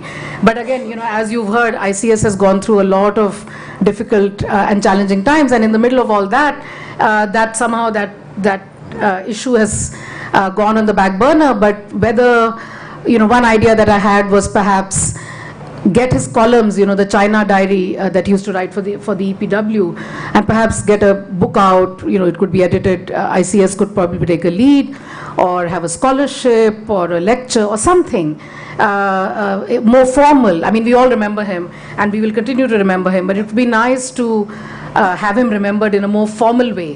Whether it's, I mean, JNU, I don't know, things are a bit difficult there, but certainly maybe ICS could perhaps think of something doing that. And just a final note, again, I was thinking of my father's last few years in JNU before he left for Pune, and he wasn't as regular in the ICS as he used to be earlier. And sometimes when I would ask him, why aren't you going, he would say, well, you know, it's the phase of economics. Now, those who know politics and history are no longer that relevant in the study of China. It's people who know economics. They are the ones who are going to be relevant for the study of China. And now, as various events are unfolding both in China and in India, particularly the last 2 weeks, I've been thinking about what he might have said about the relevance of history or politics, and in a very peculiar way that he probably would not, or none of us could have probably imagined, how China and India, both at the level of government and societies, are mirroring each other in a very peculiar way, not in terms of economic issues, not in terms of poverty, land reforms, economic growth, but in terms of what it means to be who are citizens, who are not, what does the, you know, question of rights, question of inclusion, question of assimilation, question of nation building, if you like, and how unwittingly perhaps there are these similarities. And, you know, if he had been alive, I would have said to him, Baba, politics still matters, you know, and economics, of course, will always remain important, but politics, the importance of politics and history will never go away. And I don't know whether I'm glad that he's not around to see what's going on, or whether we needed him more to be around to be able to comment on these times. I don't know which it is, but certainly what he was interested in and what he excelled in, which was his sense of politics, history, culture, all of those issues have kind of reinforced and reiterated themselves in both societies, India and China, in odd, peculiar, unexpected ways. And tackling those is going to be a challenge for the ICS going forward. Thank you both, I think, for... Yeah, I was just going to say that now I would request Srimati to come and read a short message from Anuradha Dutt, who's the daughter of Professor V.P. Dutt, and who has continued to honor her father's memory by assisting and associating with the Institute in very, very significant ways.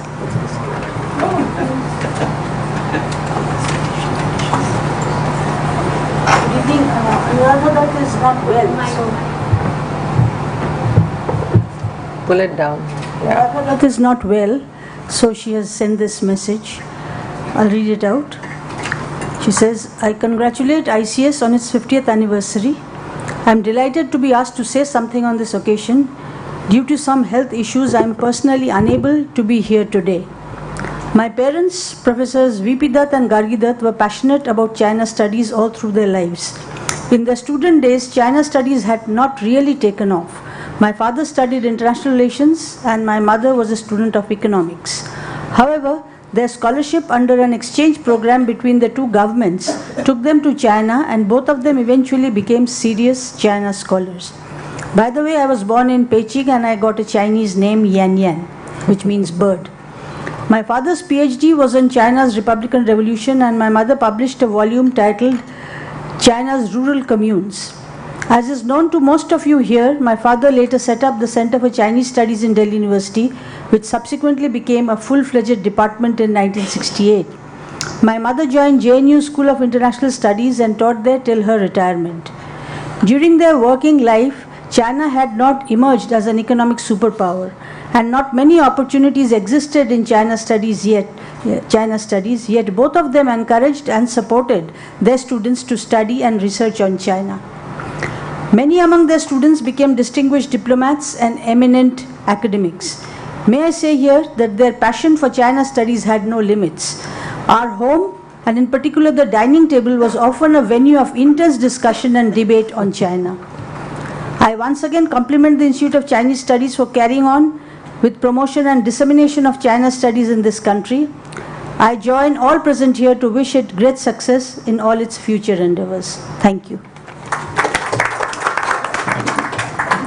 Thank you. I think we shall now conclude this session. Thanks, Ashwini, for reminding us of a task that we have to take up, and Nomi for bringing. Actually, this is really what represents the Institute. So, what I would urge now the younger generation, which is now being trained by us and which is now taking their due place in the sun, that these are really the vital qualities that we have to continue to nurture, because that is what makes the ICS what it is, truly unique. Thank you.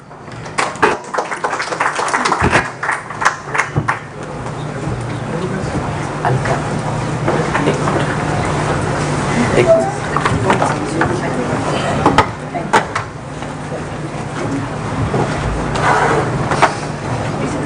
ठीक है कुछ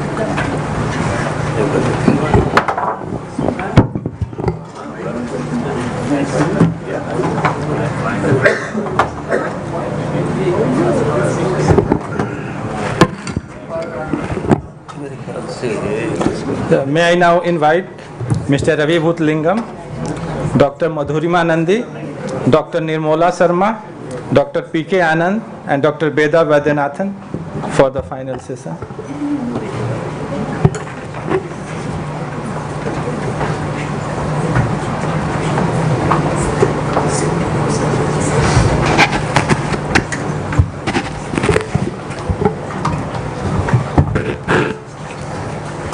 May I now request Mr. Ravi Bhutlingam to kindly chair the session. Thank you, sir.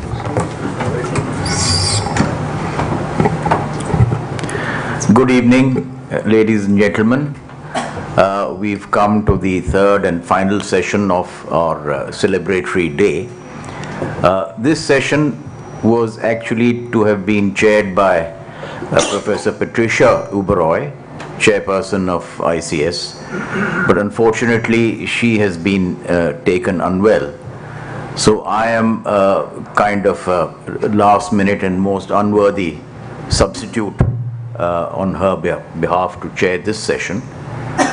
But actually being an interloper, as it were, is not new to me, because My first introduction to ICS 25 years ago was also as somewhat of an interloper, because as you've seen from the earlier sessions, ICS scholars emerged from two very distinguished genetic pools. One genetic pool was from the heights of academia, and the other genetic pool was from the heights of diplomacy. And I belonged to neither of these. Rather, I was and am from the chaotic world of business, hurly-burly, sometimes even murky. But despite this very questionable background, I was received with great respect, affection by the ICS fraternity and sorority, let me add that. And I think this anecdote perhaps may reveal something, and I would like our young scholars to comment on it, may reveal a unique quality of ICS, that its ability to absorb different experiences, different people from different backgrounds, to bring them, as it were, into the intellectual matrix of ICS and create something new. Anyway, that's only my own speculation. Let me now move on to the business of this panel. We have here four of our bright young scholars who, as has been said before, we see as the future of ICS going forward for the next 50, if not more years. And how do they see the heritage of ICS as it has been, and what are their dreams and aspirations for the future? All this, the four of you will have to cover in the princely time of 5 minutes each, because we are running a little late. So I'm going to introduce them very, very briefly by just a line. Madhurima, in the order that they will speak. Madhurima Nandi, who's there, is a doctorate in public health, and she brings to ICS a very important aspect which was not there in the original DNA stream, that is health and public health and comparative health systems. Done a lot of work in this area, and has a strong research program going forward. Dr. Nirmala Sharma, who's sitting right here next to me, is a historian, and she has been a fellow of the ICS Harvard Yenching Institute Fellowship.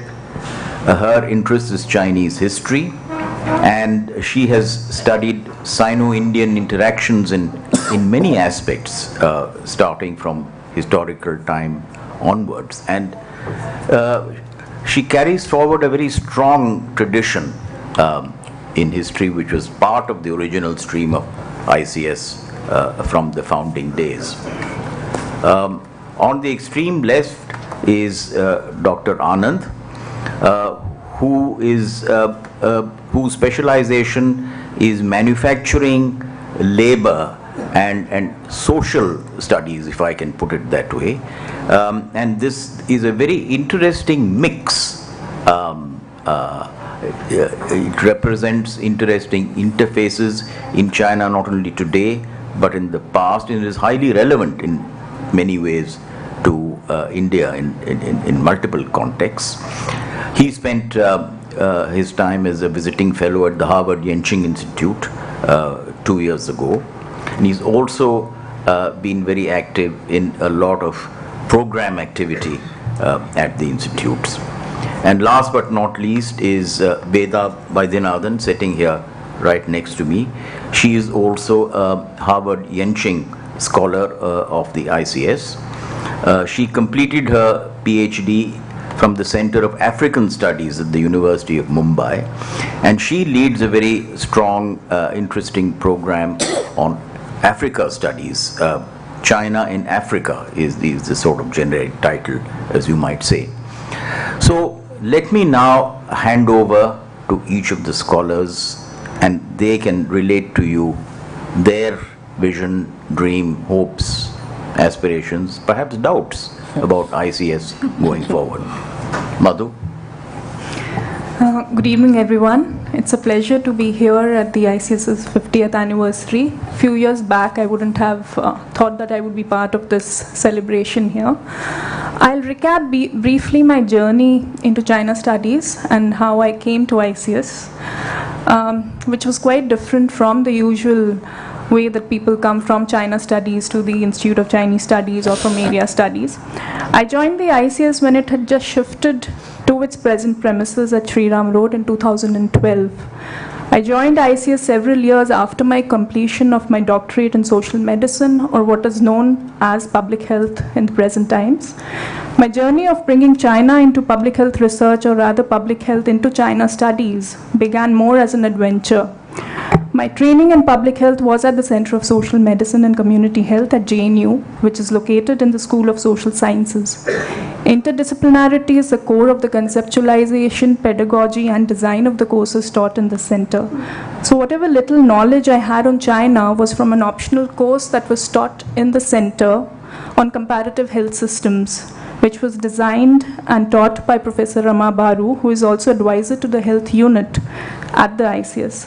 While teaching this course, Professor Baru had collaborated with Professor Acharya to give introductory lectures for her course, and also drew on the expertise of the senior China scholars like Professor Mohanty and Professor Oberoi. Several generations of students at this center opted for this course and had an opportunity to study the structure and evolution of China's healthcare system and the politics of its development through this, and through this get a glimpse of changing China. For many of us, it was the first opportunity to learn about China. Out of these interactions, they also had authored a paper on the state and human development, which is the health and education part of these sectors, that was written and co-authored by Alka Acharya, Rama Baru, and Geeta Nambisan in G.P. Deshpande and Alka Acharya's edited book, Crossing a Bridge of Dreams, 50 Years of India-China in 2001. This paper is now an essential reading in the course on comparative health systems that Professor Baru still teaches, and it's been over 2 decades that she has been teaching this course. In 2012, when I got the opportunity to join ICS, I jumped at the idea.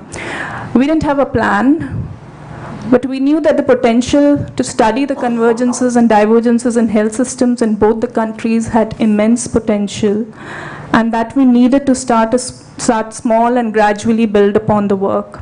With very little funding from the Indian Council for Social Science Research, we established contacts in China and gradually expanded our research activities. In the past 7 years, we have built several collaborations, completed several research activities, organized many conferences, dialogues, published papers, a monograph, and now a forthcoming book that will be out in few months' time. These have included, our work has actually included a range of topics in the health system, including commercialization of health services, strategies for tuberculosis control, care for the elderly population, medical education, cross-border issues in health, and much more. Our association with some of our Chinese partners over these years has developed into a consortium where we are now jointly doing activities and have been recently recognized by the Asia Pacific Observatory of the WHO as one of the leading consortiums. It is an institute like the ICS where the founders, the senior China scholars have had the imagination and the vision to broaden the contours of China studies beyond the rhetoric engagements on national security and international relations, and give space to explore and establish research agendas like ours. I hope in the future China studies will make more space and have the resources for many more scholars from different streams of social sciences who will come forth to study social and human development aspects of China. Thank you. Thank you, Madhu, for that very succinct and important contribution outlining what you have done. Now, Nirmala, over to you. Okay.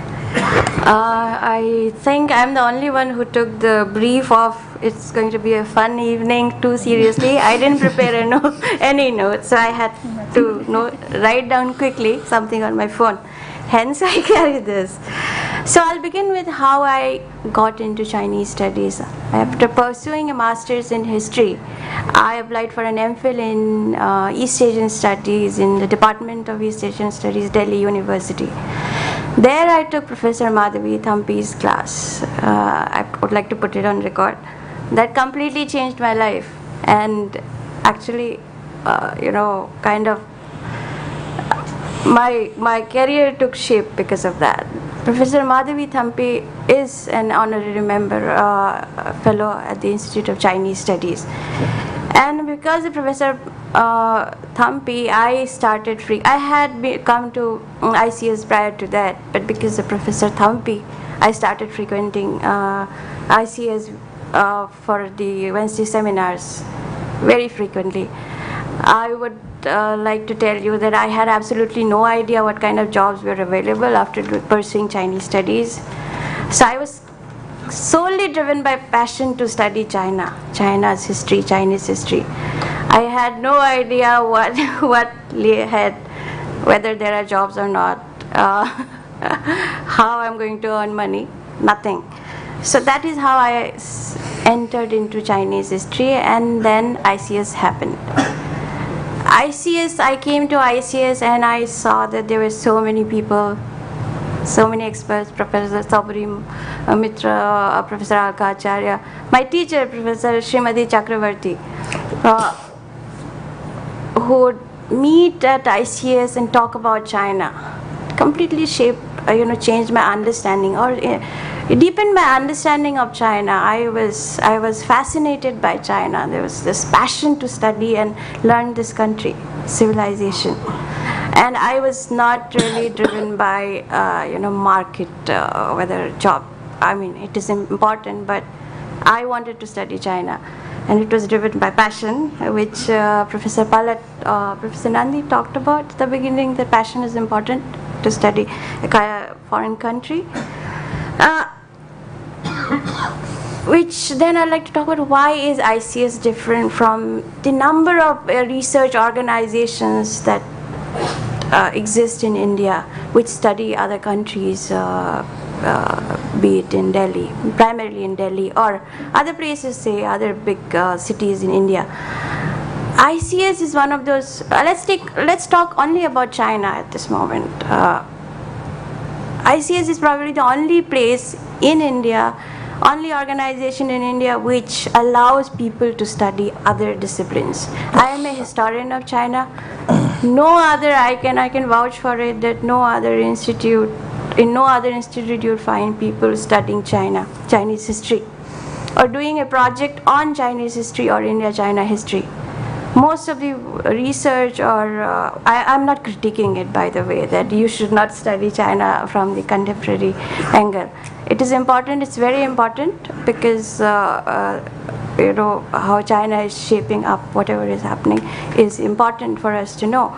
But ICS allowed people like us, people like me, a historian, or a student who is learning Chinese sociology in China or culture, to come and talk about it, to give it gave us exposure. And talking about exposure, I was also beneficiary of the ICS HYI fellowship, which was initiated, and I got this doctoral fellowship, because of which I could spend time in China as well as at Harvard University. And I was given a handsome scholarship to write my dissertation for 4 years. So this is how ICS has been promoting Chinese studies in India, and this is phenomenal, and I don't think anyone has been doing anything of that sort in India, not that I am aware of. You could enlighten me. As a historian, what kind of work we have been doing in, how much time do I have? Another 2 minutes. Okay. So as a historian, what have we been doing in ICS? So we have been With Professor Thampi, we have been doing this archival project. If you go to our website, you'll see 2 publications on materials on modern China in the National Archive. The whole idea was that how do you study China being in India? And then I'd like to bring in Professor Mohanty's, what he said, that to come up with an Indian angle of studying China, an Indian perspective of studying China. This is what we have been trying to do with the project, and we have tried to do with the project. Like right now, I am involved in a project again. The project basically looks at how the British government, the British regime in India, the colonial government approached the concept of border making vis-a-vis China. Ambassador Kantha is project director, and we are working together in this project. So, talk about the future. I cannot predict the future. Definitely nobody can.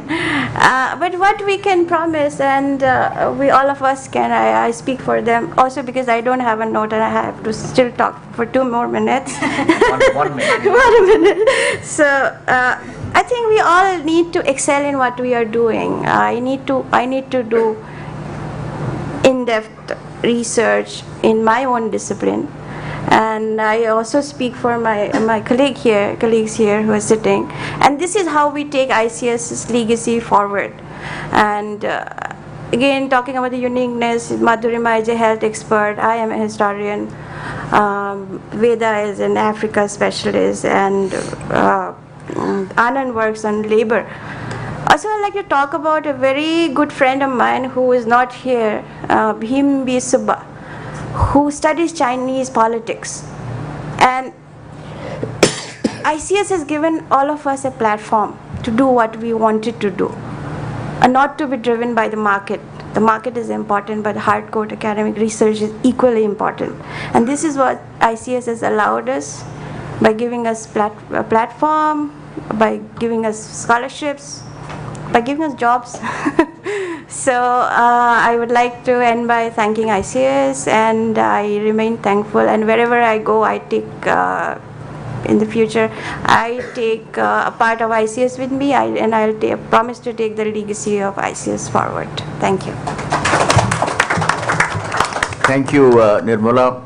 Perhaps it's just as well that you didn't have prepared notes, because what you've said has come across so spontaneously, giving your flow of ideas and thoughts, as it were, that I think the audience has absorbed your experiences in ICS and what it has meant to you. Let me now move on to Anand. Over to you. Thank you. I think I'll do a little thing on the past, because this crystal ball gazing is not something which I am actually very good at. Maybe I might just leave a few bit of questions, maybe we could just ponder over. My journey at ICS began in 2012. I started as an intern, and I was, I think, one of the last few people who also saw the one at CSDS. I think we sort of shifted, I think 2 weeks after I came in, or by the month end. So I saw both the Rajpur Road and and of course later in Sri Ram Road.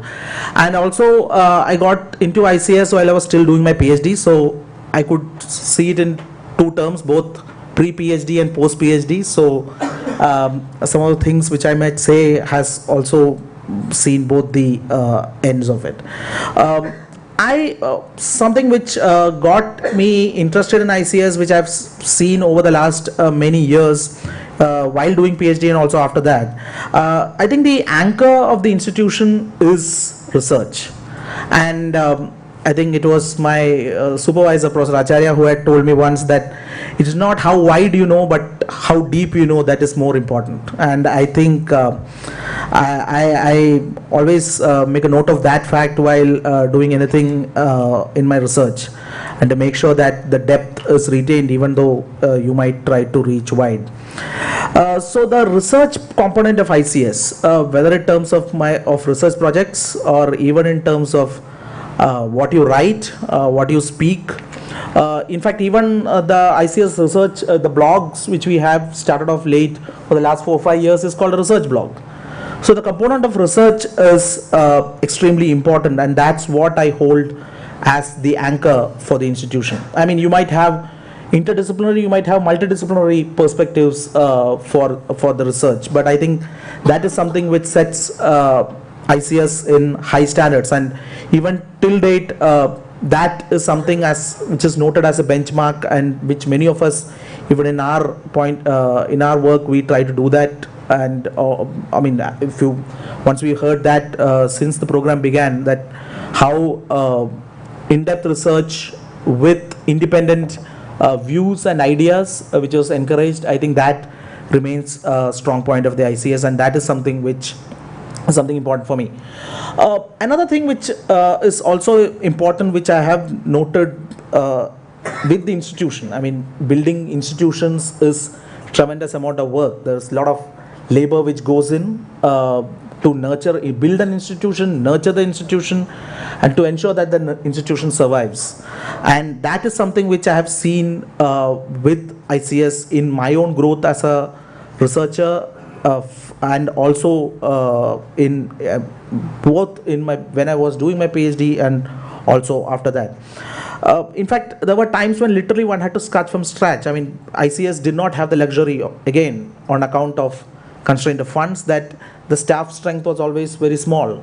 So the staff, the smaller numbers on deck, the smaller hands on deck, had to put in a lot of efforts to run the institution. I mean, multitasking has been the way forward ever since I have known it. In fact, from 2013, when I took more part in my research activities of the institution, I have been looking at multitasking as, in fact, the seniors have, some of my senior researchers, senior colleagues have told me that without multitasking you may not be able to get forward. And I think I am grateful to them that over the years that has remained, both the official and the research part, both the program and the research part has been carried forward, which is important. Related to building of institutions, what I think is also important is that what is the homegrown talent? How are they going to be housed? How are they going to be accommodated? And how are we going to get them? I mean, the students who are coming out of Indian universities, especially, I mean, it's not just on China, but generally, how are we going to integrate them? How are we going to get them on board? And the same questions also matter for China studies. I mean, these days, getting a PhD within an Indian institution has a lot of constraints.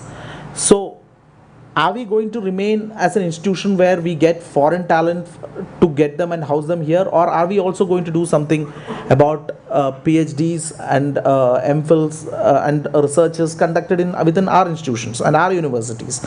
So I think that the institution is something which is something which the institution has taken care of, and also should be cognizant as the way forward on how China scholars coming out of universities in the country, how they are housed and how they are based, and how do we get the best out of them by getting them on board through various means. And also another thing which sets ICS apart, which I find is important, is also that the research which we do on China in India is also rooted in, or also anchored in, our own historical and social realities. I mean, the questions and the questions of inequality, the questions of poverty, the questions which we look at it in a daily lens. I mean, the questions of class, caste and gender.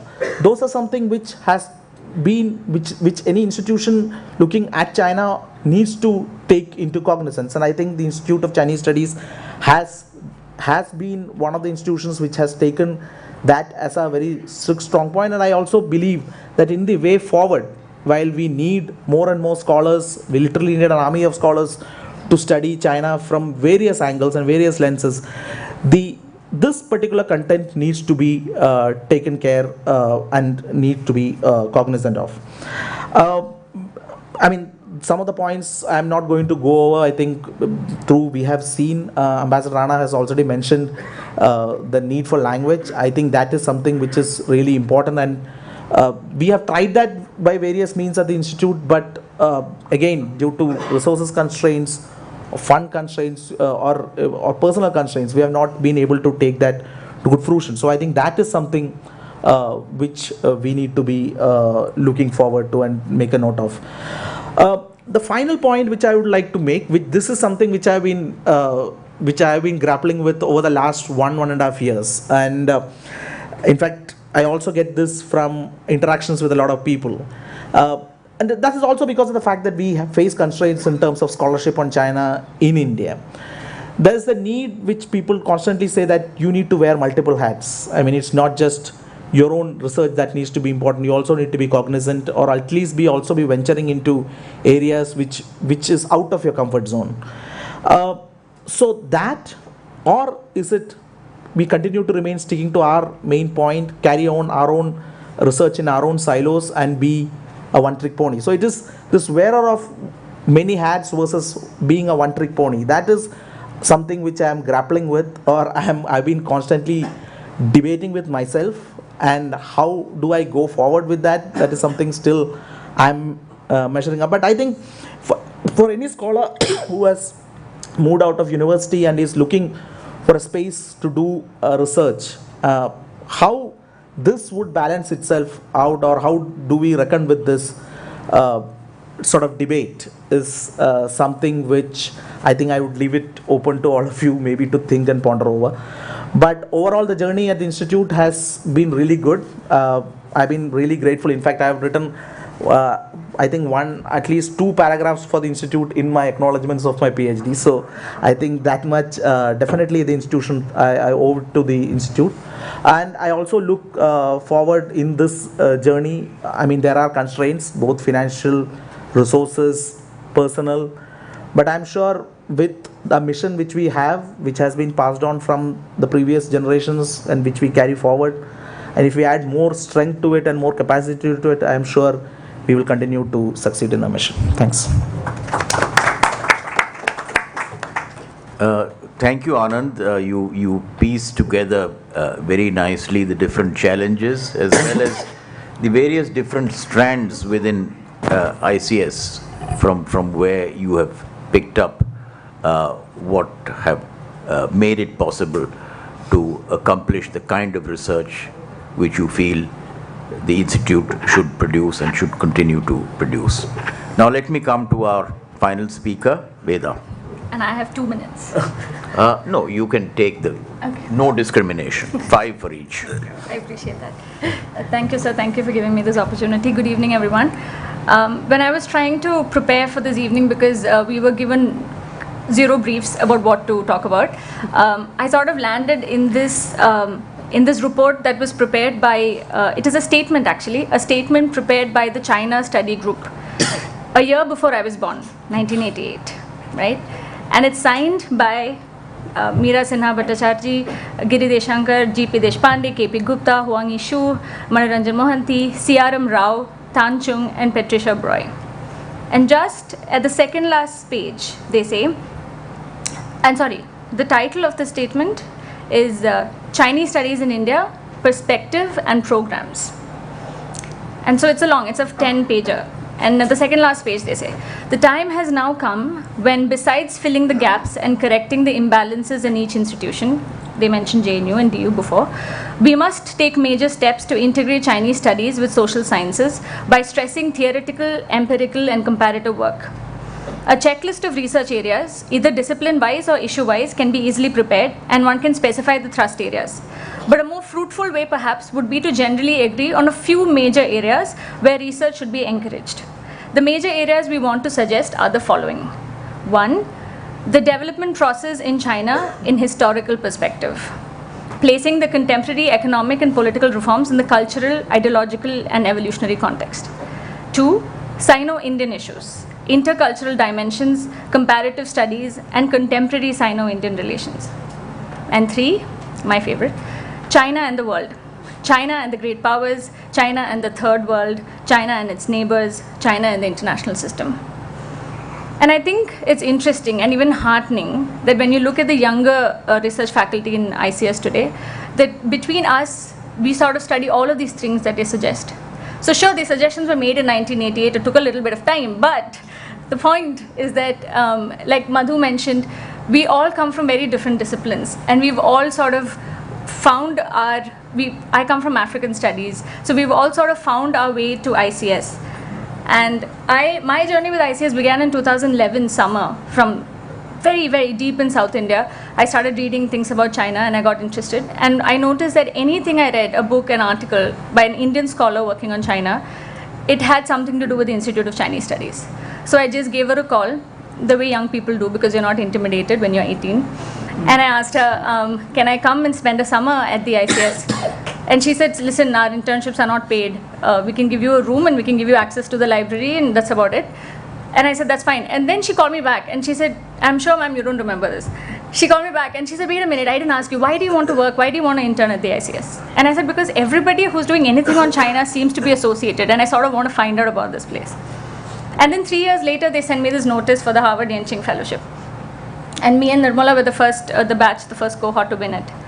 And she's already spoken about what it does for you as a scholar, right? Because it puts you in all these different academic spaces, it introduces you to methodology, it connects you to a global network of China scholars, and it's wonderful.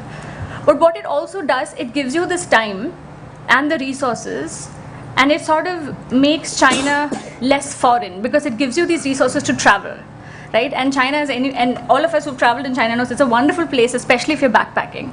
So today when I think of Xinjiang, or if I think of Inner Mongolia, in Xinjiang, for instance, when we were 3 women backpacking in Turupan in a village, there was a farmer who was going in his pickup truck, and his wife and 2 little daughters were in the back. And we didn't speak Uyghur, they didn't speak Mandarin or English, and they just sort of said, jump in the pickup truck. And we did, because at 22 still, you trust a lot of people. And then we jumped in the pickup truck, we rode for 10 minutes, and then they stopped in this farm, which seemed like their vegetable orchard. And the little girls ran into the orchard. They came back like their skirts filled with cucumbers and tomatoes. And we sat in the orchard, grinning at each other, eating fresh cucumber, right? Or similarly, another story of another backpacking trip in Inner Mongolia. You go, and a shepherd boy sort of wants to come and talk to you because he's never seen a brown person before. He asks you if you are from Bollywood. You say no, but Bombay, so close. And then, to your complete amusement, this shepherd boy starts singing a Bollywood song. And even though you pretend that you don't know these songs, you sing along because it's fascinating. So what the Harvard Yenching, the fellowship did was, in many ways, it sort of made China not just this foreign entity far away, but a lot of traveling and a lot of meeting local people. I even joined a Swahili class. I didn't learn any Swahili just so that I could meet Chinese students. It sort of helped start bridging that gap that existed. And then when I came back after the PhD, and a lot of people have mentioned this today, what makes ICS unique is the fact that you have the freedom to think and to design projects that you want, the way you want, and you can study whatever it is that you want to study, if you can, sit the director down and convince him that this is something that you can do and pull off. And so when I told him that I wanted to, I was looking at China-Africa relations, and I had time to spend in Peking University with fabulous professors, and again at Harvard with fabulous professors. And I told him I want to look beyond the meta-narratives. The question is not, is China neo-colonizing Africa, right? We need to start looking at these Chinese contractors who are going from Guangzhou or Sichuan, and who are sitting in Nairobi, and who speak English with a Kenyan accent or with a Tanzanian accent. We want to learn about these people, and all of these ideas. And it was an immediate, yes, sure, join and do whatever you want to do. So we've started this, what we began with was this pilot project that Ravi sir sort of alluded to, which was basically to study infrastructure development, Chinese infrastructure development in Tanzania and in Kenya. And we've taken case study approaches. And Rajiv Bhatia sir has been one of the people who've been encouraging us throughout the course of the study. So even in this, like many people, it's really crazy the amount of resources we worked with. We worked with very limited funds, but we got people who were as passionate. So we got Chinese scholars on board, we got Tanzanian scholars on board. We took 16-hour road trips from Dar es Salaam to Dodoma and back because we couldn't afford the 1-hour flight. We slept in the same rooms, the Chinese scholar and I. We shared all of the expenses. We drank no alcohol during the entire course of the study, except the last day in Zanzibar, we chipped in and got a bottle of wine because we thought we should celebrate this. So in many ways, what we are doing here is, again, like Nirmala mentioned, we're all here because we love what we do. We're doing very interesting, what we think is very interesting work. And the fact that today we were sitting here and listening to these speakers talk about the trailblazers and how they sort of set the stage, I think sure, like Anand said, we have serious challenges ahead of us, existential issues even. But the fact that there are enough of us in this room who are passionate and who want to study, not just the big stories, but we want to study China the way we see China. And I think that's encouraging. And I think that would be our contribution to the ICS legacy. Thank you. Thank you, Veda. Well, ladies and gentlemen, you've listened to our 4 young scholars. What is very pertinent, at least to me, is that none of them have attempted to predict the future. They're not fortune tellers.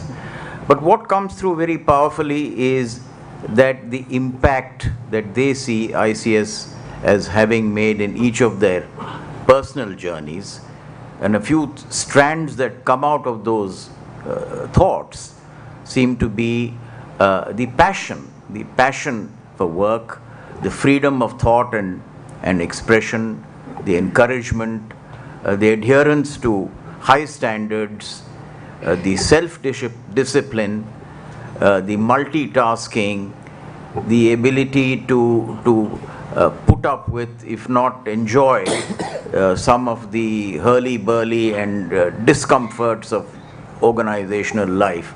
All this is what, in some form of composite, I think our young scholars have imbibed. And listening to that gives me the feeling, as I'm sure it will give you the feeling, that ICS is alive and well in conceptual form, and whatever the future holds, a new avatar or avatars of ICS will continue to hold their head high in the future as they have done in the past.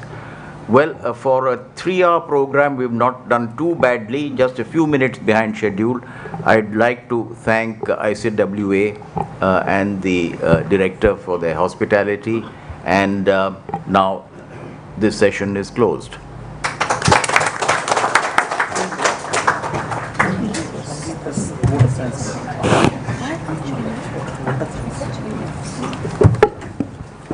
Thank you, sir. Thank you. It is my pleasure to propose vote of thanks after the end of today's special event. I will begin by expressing sincere gratitude to our esteemed guest speakers and chairs for their valuable remarks.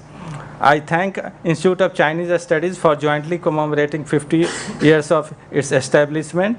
I especially thank Ambassador Ashok Kantha, Director ICS, Professor Manoranjan Mohanty, and Dr. P.K. Anand, with whom I communicated for this event. From ICWA side, I would like to thank DDG and JS for their support. Finally, I would like to thank all of you for your participation and time. Please join us for dinner at the fire. Thank you.